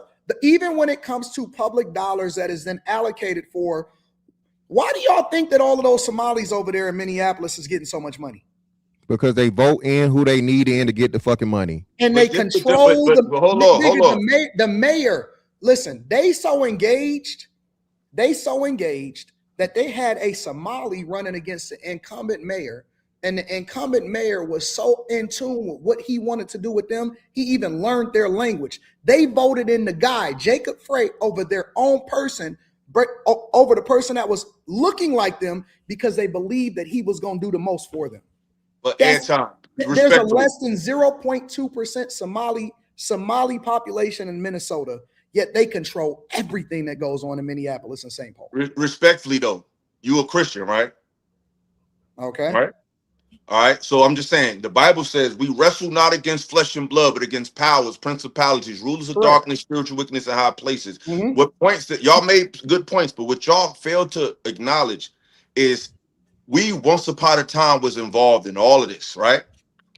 Something happened to change the trajectory and the spiritual and mental acumen of our people. And I think when we ignore that, we are not telling the whole story. We're not excusing what they've done, but if we have a history of us doing overachieving more than we do now, something has interrupted the way we perceive life, the way we perceive each other, the way we perceive everything. And I think when we make these damning conclusions like, oh, we don't care about this, we don't, once upon a time we did, and something happened to change the trajectory of what black people want to do. And when you have that conversation, it's going to lead you to the system. It's going to lead you to colonialism. And I think that if we're going to have these conversations, because look at Kasanat, we learn it every day that what we think our people know, they don't fucking know. So when we just come to and make these conclusive statements without giving them historical, not giving excuses, because it's a different. It's like if I'm running a race and I got a bullet in my leg and I'm slow, that don't mean I'm making an excuse like, yo, I got shot, so I can't really run as fast as you can. Not because I don't want to race, but I'm injured. We have been economically, mentally, and spiritually injured as a whole. And if that has happened, and we can't sit and act like, oh, what? We dealing with the ramifications of what happened. Like, I got a book called The Destruction of Black Civilization by Chancellor Williams. Issues of a Great Race from the year 440, I think 400 BC to 2000 AD. When I did the math through ChatGPT, that's 6,499 years. So you mean to tell me that from the year 2000 to the year 26, that's 26 years, you're not going to overcome that much adversity in this short period of time? Should we call out the bullshit? Absolutely. But we act like we just woke up and became niggas overnight. No, they worked strenuously hard to create these social and mental and economic and even nutritious issues in our community. And that has to be brought to the table. Let's assume for the sake of conversation that I 100% agree with you, right? So then that means that the thing that we have to do is to unlearn the thing that you saying that they worked hard for in order to put in us to make us feel like that we're Pause. Let me interrupt you. Let me interject you, please. You're absolutely right. But this is what you forget a lot of times. Not just you, a lot of people. If that's the case, if we're that injured, you have to deliver your message with love. No, and that don't mean you kissing people's ass. You don't got to do shit. I'm not respect. You ain't got to do nothing. But if you swap love accordingly, empathy, when you don't have that level of understanding in your delivery of the message, that's why people will root for you to lose. Not because your information is wrong. It's the spirit that sometimes you come off. Philosophical. You wouldn't believe the amount of support and love and movement from people that look like me. I'm sure that I got behind me. I'm sure there's a lot of people that do not rock with what we've championed in the culture to be what it is. And more importantly, I think that there's multiple ways to skin a cat, and I think that you need different people doing different things in order to be successful. Everybody is not supposed to be Martin Luther King. Everybody not supposed to be Malcolm X. Listen, this is what I'm saying. You can have multiple different things and multiple different people on different fronts having an impact and an effect. So maybe people may not necessarily like the way that I go about doing it. And maybe they need to become the thing that they want to see because they believe that their purpose could be completely different, but it doesn't mean it's not going to be as effective.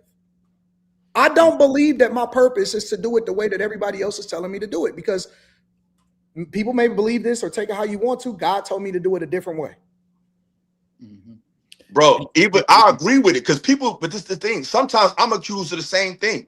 People say, "Oh, Illa, you be telling people to read. You be too." So I know how it feels when you have to be objective to black people and they don't like to get their boat rocked.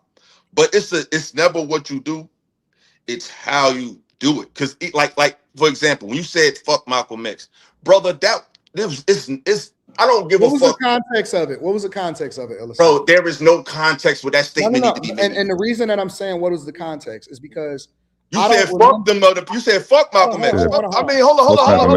We ain't got to do that. We ain't got to do that. What we gonna do? I got to bring this up again. I want you to react to it right now. I don't want to hear that my brother shit for the culture shit.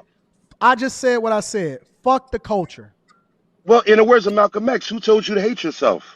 I mean, who told you to hate yourself? Black people killed Malcolm X. Fuck Malcolm X. And black people killed Malcolm X. Wow, really? Fuck Malcolm really? X.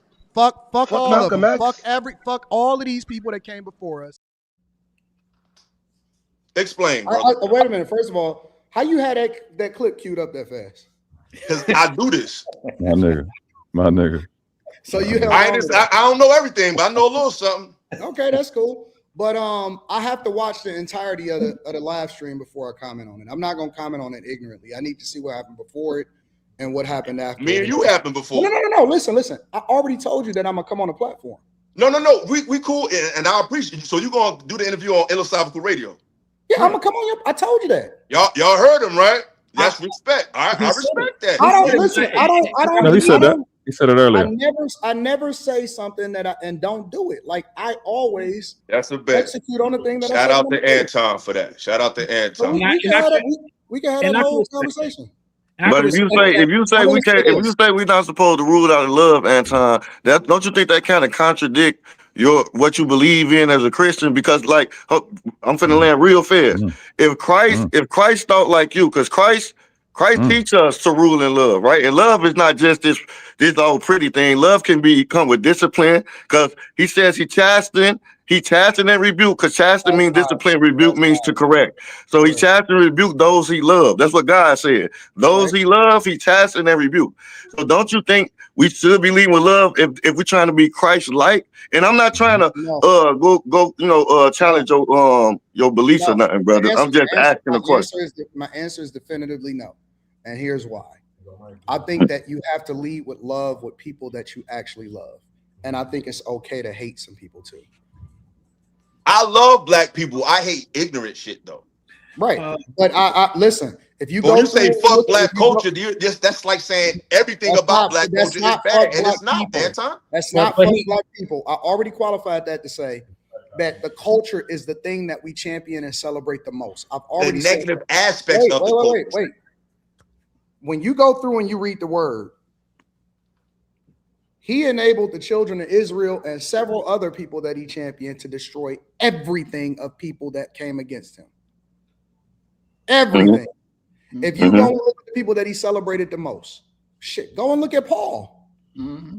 Right? Paul never met Christ. He wouldn't say, hey, go and convert those people. He said, destroy them, utterly destroy them. But Paul never met Jesus for the record. No. I'm talking about several different stories throughout the word. God would tell his people to utterly destroy them. Don't take none of their stuff. Destroy it all. Mm-hmm. God said that he's a jealous God, right? There's several different scriptures throughout the Bible that describes God, and it's not always about being in love. And so what I'm Absolutely, but we could debate the Bible and its relevance. I mean, the rabbit hole is deep because the Bible also says perfect love casts out all fear. Love, right? And you're not supposed to hate your enemies, Anton. Wait. He said pray for your enemies. But It say do not abhor. Okay, go ahead. I don't mean to cut you off. My bad. If you love your child, right? Mm-hmm. You love your child. What if, and I'm not putting this on you, but I'm just saying hypothetically, what if somebody did something to your kid that you didn't agree with? Would you lead with love? No, but I'm supposed to by the word. No, it doesn't. I wouldn't. What if they did something horrific to your child? I'm saying I wouldn't do it, but I'm saying by the word I'm supposed to still. I'm supposed to forgive that person. Say that. The word does not say that. The word do say that though, bro. I'm not saying that. It does not So what say would that. be the equivalent? The word does say that, bro. I'm not loving nobody who did nothing to my child. It tells you there's a time for war, there's a time for peace. It's definitely a time. That's what King David said. No. That's not what Christ said. That's what King David said, not Christ. If you give Anton that point, right? If you play with my child, I'm gonna hurt you. Well, I don't believe that everything. If you give Anton that point, if you give him that point, if you give Anton that point, then what would be the equivalent of black culture hurting your child to justify your aggression? Good question. I don't believe that everything needs. I don't think that everybody can be saved. That's true. Anton, that's not the point. Because right now, I used to work with kids. I used to work with children. My supervisor, I had a white teacher, a white principal. He was gay. Ironically, his name was Mr. Man. Ironically, but anywho, he said, Eric, I'm way over. Yeah, I know. We're gonna wrap. He said, Eric, your problem is you think you can save everybody, and I said, bro, I know I can't. But if there's any place to have that sentiment where you feel like you can do it, it's when dealing with people. So of course you can't save everybody, Anton. It's like if I'm a basketball player, I know I can't average 100 points a game, but my mentality was going to make me produce a different result. So no, you can't save everybody. No, you can't love everybody. But if we're talking to a general audience, you should still have that in your spirit as your foundation of how you say what you say. Not saying you're going to save everybody, because like you said, our people fucked up, but our people fucked up for a reason. It's a reason why we like where we I at. believe that as we age and that we gain wisdom, we'll start to realize that in order to be fruitful, then you have to pick and choose, and you have to divide yourself against some people. I think that in order for you to really make your time meaningful and how you impact it, it's the reason why I say you don't cast your pearls to swine, right? I understand what you're saying, I get that too. as far as an overall message. What I'm saying is, I think that there is a segment of people that need to be thrown away completely, and we need to separate ourselves from them. True, but we got this. You got to know the difference between it's like hip hop. They got hip hop and you got trap, you got drill. To the person who from the outside looking in, they think that shit is all the same. But since we're a part of the culture, we know it's not the same. Right. So when you say Dr. Umar said the same thing. hold on. Illa. Dr. Umar said the same thing, brother. I'm not. Just because I read books, y'all think I agree with everybody that's conscious? I don't agree with everything that nigga say. Shout out to I bet him personally. I'm not saying whether you agree with it or not. What I'm saying is a lot of people have that understanding, that the differentiation, bro, and it's a real hard, difficult conversation. But I'm responding to Anton. What Anton said, we said fuck the culture. Everything in the culture ain't worth saying fuck it to. We could say fuck gangster culture. We could say fuck prison culture. We could say fuck baby mama culture. But I refuse to let that define who we are. We sometimes that's the predominant culture, though. That way, but it's not the predominant culture. Here's the thing. It might be the predominant optic. I don't believe that. I don't believe that yeah. you can say parts of it without the other parts of it. Right? It's almost like. So you think hip hop should be thrown away? We should just no more hip hop. Period. I believe that as much as I love hip hop, because music is one of the most addictive things that you can get into. And it can control you to the point to where you can't even it's like you can't get away from it, even if you know it's bad for you sometimes. I think that as much as we love it, and as much as I love it, and as much as I don't want to, I would probably never not listen to it. It's one of the most destructive things that has ever happened to us. No, I think gangster rap Because you can't tell me Illmatic destroyed somebody's life. You can't tell me comments like Border Patrol destroyed somebody's life. You You making my can't tell point. me the Roots albums is destroying You people's making my lives. point. Think about what you just said. That's what I'm saying.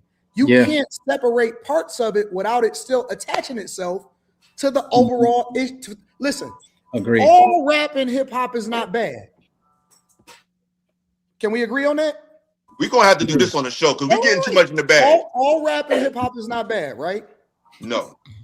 Correct. I don't think rap and hip hop is the same thing though. But rap is not hip hop. Calling rap hip hop is like calling dribbling basketball. It's a part of it. It's a part of the culture. It's just like dribbling in basketball. About graffiti, when you're talking about rapping, when you're talking about DJing, when you're talking about the style of dress, when you're talking about everything, right? It didn't necessarily start off to be that. What it became and what sold the most and what affected people the most, right? Because let's be clear, there was a lot of it that got a lot of us killed. It's a lot of it that taught us some bullshit that we should have never adopted as a part of our lifestyle. You can't. Sometimes you can't. People not dying because of hip hop. People dying because of disrespect. The people that are the most impressionable about it is not me and you. Kids. It's the young nigga that's gonna go crash out. That's why people like me and you gotta filter it so we won't throw away everything. To us to filter it, they know what feel good to their eardrums, and that's what they're gonna listen to. They're not looking for permission from me and you to listen to it. But Anton, most young people that do that don't have a father figure to filter that shit for I them. had a father figure, and you know what I was doing? You know what I was doing? Listening. I was carrying fucking razor blades in my mouth because I seen Pac do it.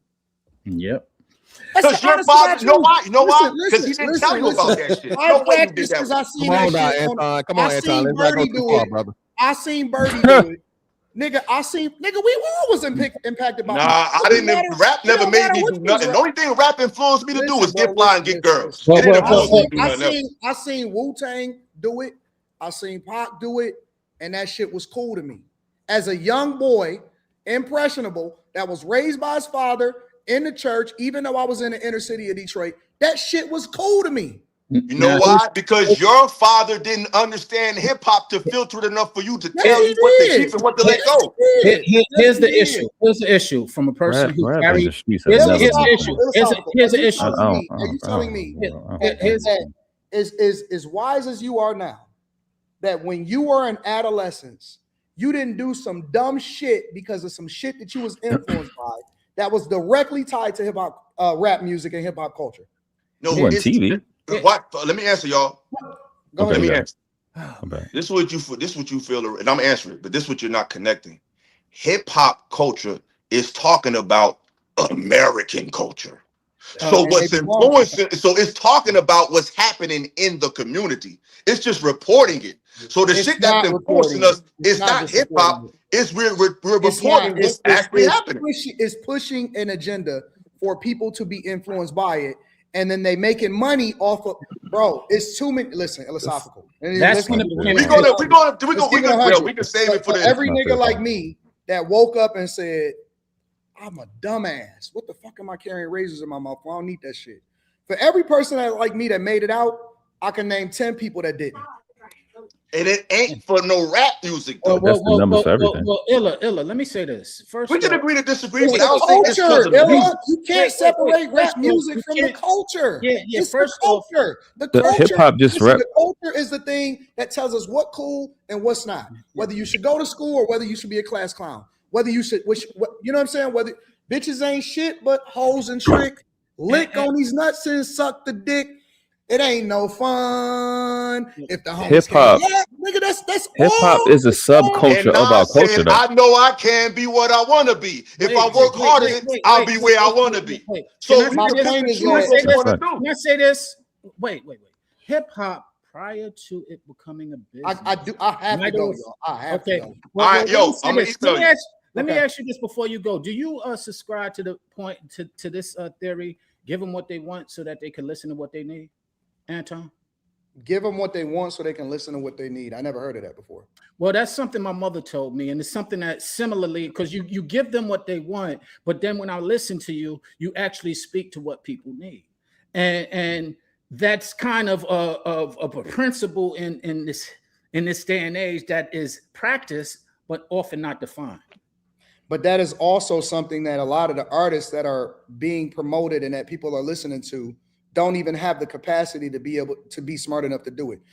I don't think that you see many Nas's.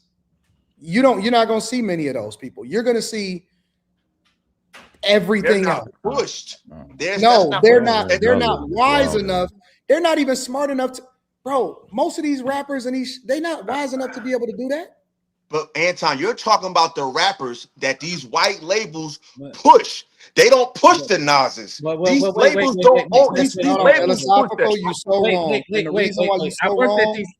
The reason why you so wrong, Elisaf. I'm sorry, Sean.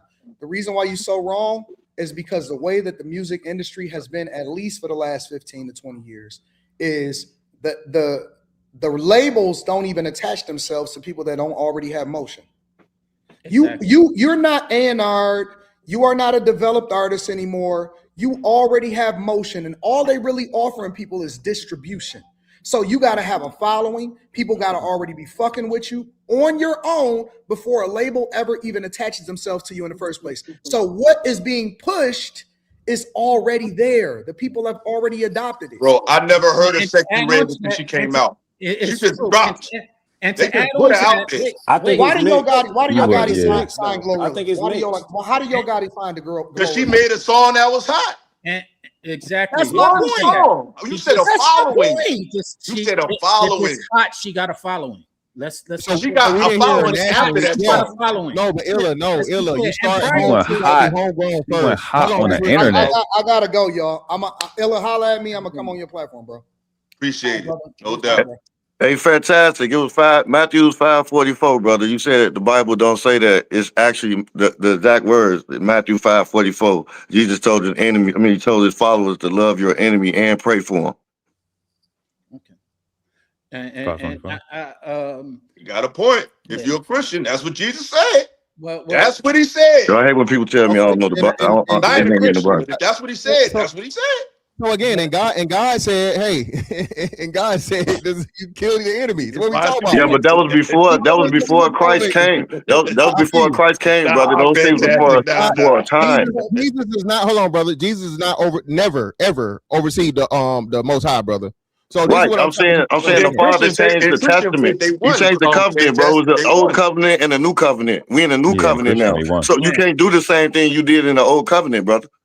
But fantastic. That's why I don't deal with the shit. You see how confusing it is? Because you just separated Jesus and God, which I do. But Christians don't. Hold on. That's not true. Illa. I agree with fantastic. Jesus is the Son of God. He's the only begotten, meaning procreated. Means he was created. So I believe he's the Son of God. He's not the Father God, but he was sent. You don't. But most Christians think that they're one. That's because they're being misled that they don't read on their own. I'm saying I read from that, but that's cool. They're gonna have to answer for that. But I'm one of those that study themselves to be approved. Jesus was more Islamic than anything because Jesus, first of all, there was no J in the time he spoke. His name is Yahushua. Yahushua. And also he spoke a language Aramaic that's called Aramaic. And what's the name for God in Aramaic? He spoke Hebrew, and he spoke Hebrew. He's a Hebrew. Aramaic as well. And he did, but his first language is Hebrew, though. No. Yes, he comes from, brother. He comes from the tribe of Judah. They are a Hebrew Israelite tribe, bro. What's the language? It's not a language. Did he speak Aramaic? Yes or no? Yes, he spoke Latin. He's Jesus. He probably spoke every language, brother. No. What's the name for God in Aramaic? I don't study Aramaic. I study Hebrew. No, you don't. So let me educate you, brother. It's Isa. Hold on. First, I want to get one thing on the record. Did Jesus speak Aramaic can you say that he did on the record? That's true? Yes. So you confirm that. And what's also true is you don't know the name for God in Aramaic, correct? No. The name for God, and Jesus spoke with his forehead touching the ground. Do Christians pray like that? When he was in the Garden of Gethsemane, his forehead touched the ground. Do Christians pray like that? I pray like that, but every time he prayed, he didn't pray like that. Not every time. But do Christians pray like that in a general sense? Yes or no? Real Christians, yes. Those people who claim to be Christians don't mean I've never met no Christian that pray like that. But I just told you, brother. I'm gonna give you that. I just told you I do. The name for God in Aramaic is Elo or Allah. That's why he was the Prince of Peace, because Islam means peace. So just because the Bible is talking about Jesus don't mean they're talking about Christians. Okay. You know, Christian. Jesus is not a Christian. Jesus is right. He's an Israelite. He just had knowledge himself. He wasn't nothing. He just knew. Right, but what I'm saying is, y'all pray to Jesus. Y'all don't pray to God. Y'all pray to Jesus. No, I don't, brother.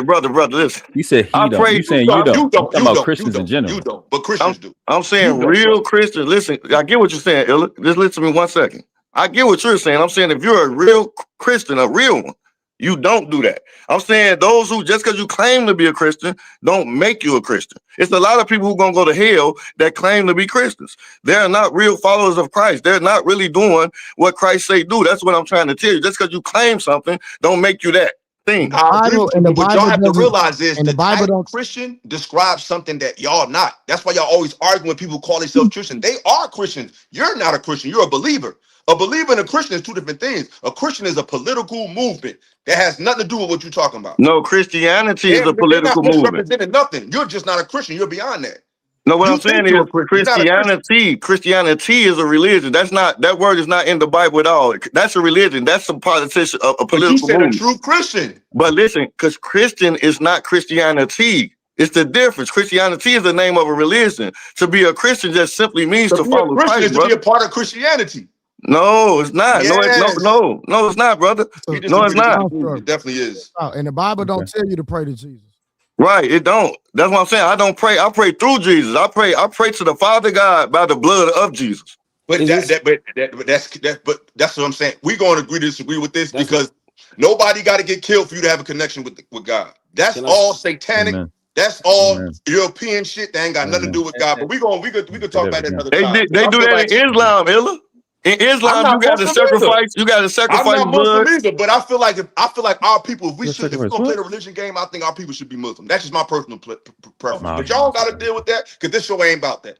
But any last words? Because I feel like after Anton came, I don't even feel like going over the video because I feel like we was able to talk to the man himself, so it don't make sense to just go over and critique that. Like he spoke, we're gonna have a part 2. Hey Trey, what's the words, though? The interesting thing is that some of what he said is what I was alluding to before he got on. This is all entertainment.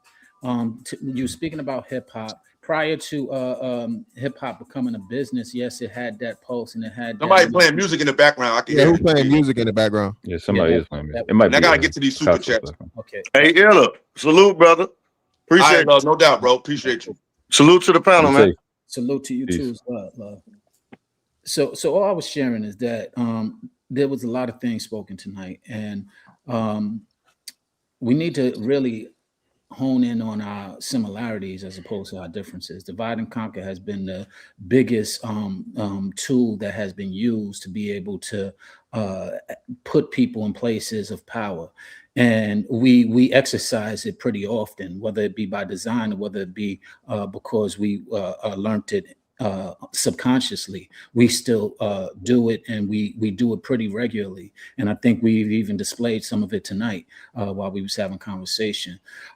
As far as hip hop, yes, definitely had what you described as a pulse and an energy. But once it became a business, and that's what I think Anton was speaking to today. He was speaking to business, not Black pride. And when you're speaking of business, that's a whole different mentality than Black pride. And sometimes they can coexist and sometimes they can even agree, but they are two separate mindsets and two separate approaches. And if we can't recognize those separations, we fall victim to all of the things that we are sitting here talking about.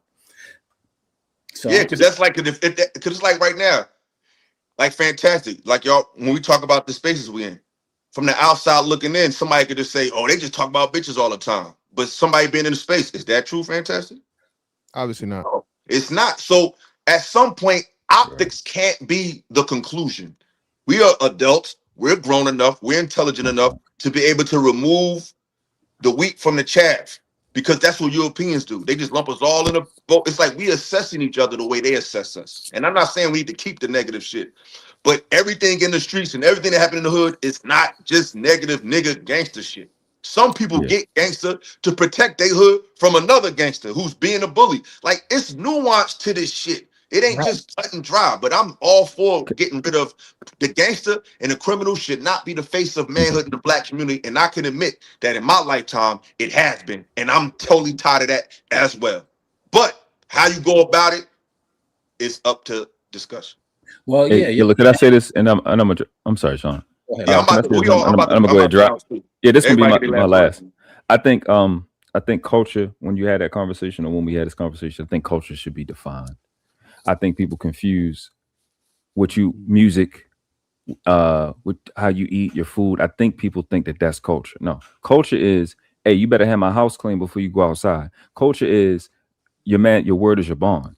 Culture is the things, these little principles, not our purchases. I think we've confused consumerism with culture, and that would lead an Anton or somebody that's not from here thinking that we push rap. A lot of people in my family don't even know who Kevin Samuels is. They don't even know who some of these popular Andrew Tate. They don't even know these people.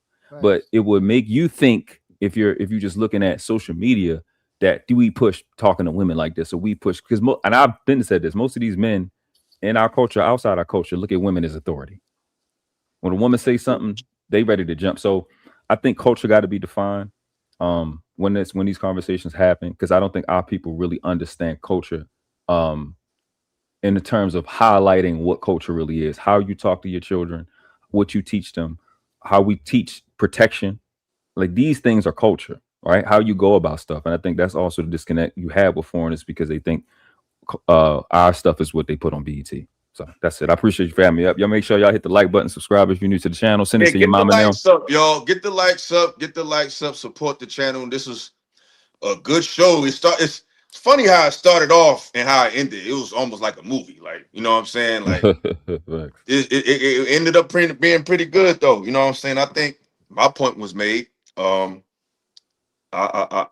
think I like how it turned out. But yeah, Blu-ray, it's on you, brother. Any last words? Nah, I appreciate you for having me, man. Appreciate the invite. Shout out to Picasso. We had a little swing at each other, but we Texas love. Y'all got where you? Where you from H? No, I'm in that. Listen, and I'm gonna tell you the funny part, right? I have to say that. I know it's a little petty. You know, Anton said, he said the only people up here to do something is Illa and Fantastic. That's why I was like, yo, no trade. Really. I'm like, I get paid to teach people how to fight. Absolutely. So that was funny to me. But hey, man, shout out to everybody, man. Appreciate y'all, man. Keep doing your thing, man. Absolutely. No, I appreciate you. Sean, Picasso, any last words? Fantastic. And fantastic to me. I really respect you coming up here, because you proved that it can be done. We didn't agree on the topic, but nothing got crazy. Like, the way you handled yourself, bro, A+, 5 stars, bro. Like, you put on a master class. I appreciate it, bro. Like I said, hey, man, I've been doing this for a little minute, man. So I done heard it all. I'm not trying to take over nobody's platform. I appreciate the invite, man. You know, you can pull up anytime. You're like, no, I'm saying, don't feel like I'm on this side or that side. I'm on the side of truth. It's never that, man. Like I said, I know how it could be looked at. Yeah. So again, man, most importantly, Anton pulled up, the questions got asked, and you know, everybody's gonna have their opinion, but I think the most important part got touched on towards the end. The black community has a lot of things, man, and I think you even agree with this. Degeneracy, unfortunately, is the majority of the culture. Okay, I understand, you know, hey, everything starts at home, but we know that the homes are at a deficit because most of the homes are not with the father in them. Women control most of the homes, and mothers control most of the homes. The fathers can be involved, but you know, a father getting a kid on a weekend and whatever, so on and so forth, is totally different than having that structure, that discipline, that order every single day. So, you know, the culture is something that definitely needs to be adjusted. I do not agree with just, you know, killing and throwing everything away. I think you can salvage the good things that are good. You know what I'm saying? You know, just like at the junkyard, you don't just crush the whole car. You pick apart the engine good, you take the engine, the transmission good, you take it, and so on and so forth. I think that's what needs to happen. But in order for that to happen, people are going to have to make some very, very tough and disciplined decisions. And I think that's something that's going to, like you said, Illa, it's never going to happen overnight, right? We probably won't live to see, we definitely won't live to see the turnaround in our lifetime, but hopefully we get to see the start of the turnaround, you know, by the end of it. You feel me? And that's why we got to celebrate the small wins. You like, know what I'm saying? Like, if a brother, like, that's why I used to get frustrated because if we got all these problems and I got grown ass men getting mad at me because I'm pushing literacy, that's degenerate right there. Like, we fucked up because we don't read, because we don't know how to speak well. We don't know how to articulate ourselves. A lot of men fight in the hood because they don't know how to talk and they don't know the words to say. So they just got to hit your ass. But they don't read. They're not literate. They don't know what's going on. So all of these things, I feel like I've been pushing in this space for years. And I guess because it wasn't popular, but niggas need to read. Niggas need to start learning. Like, we need to really hit the reset button and take knowledge and intellectualism and make that the face of our people, because for the most part it always was the face of our culture. Black people was always spiritual healers, teachers. We was always adding to the intellectual faculty of the world. So that really is who we are. We've been altered to become something else. So I like, with that being said, like, yeah, I think we're on the same page at the end of the day. Anything else from Picasso, Sean, before we go? Yeah. While I agree with that, education and intellect is definitely something that I advocate. To the point that was made earlier, I don't think that it should dismiss those who are not that, because they have some attributes that can complement those intellectuals as well, whether it be creatives, who might not be as literate, but they are very literate in their field. Let's say a musician who might not be able to read, but he knows read music or read words, but he knows how to play, which can be the backdrop for those intellectuals. And when we come together, it makes a great song, or it makes a great movement, because no movement without music doesn't have the same impact. So the point that I'm making is, while I do agree with the intellectual, I don't agree and that everybody needs to understand everything. Fact. I get it. But the act of being studious should be applauded. You know what I'm saying? Agree. That should be a part of just our culture. It's just I agree wholeheartedly. Because we let that go for a long time. You got cops not stuttering off of words like dichotomy. I agree that it definitely needs to be exposed more, and it definitely needs to be. It's not the end all be all. It definitely needs to be rewarded more, but it does not need to be, because there are, for example, we use the YNs or the gangsters in the world. There's places for them that the intellectuals won't go to, that we need. No, I agree with that. That's why I said love.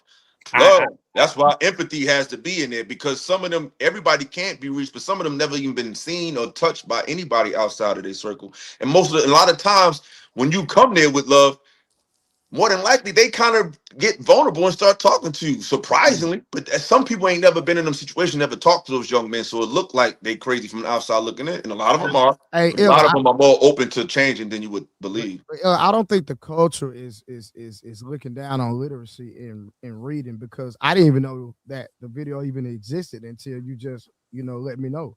You know what I'm saying? So I would have never known that video existed if I hadn't been on this platform and seen it. So. And so the average black man, the average individual in the culture is not looking down on somebody because they're having issues with reading. That's just my perspective. No, I'm not saying they looking down, but like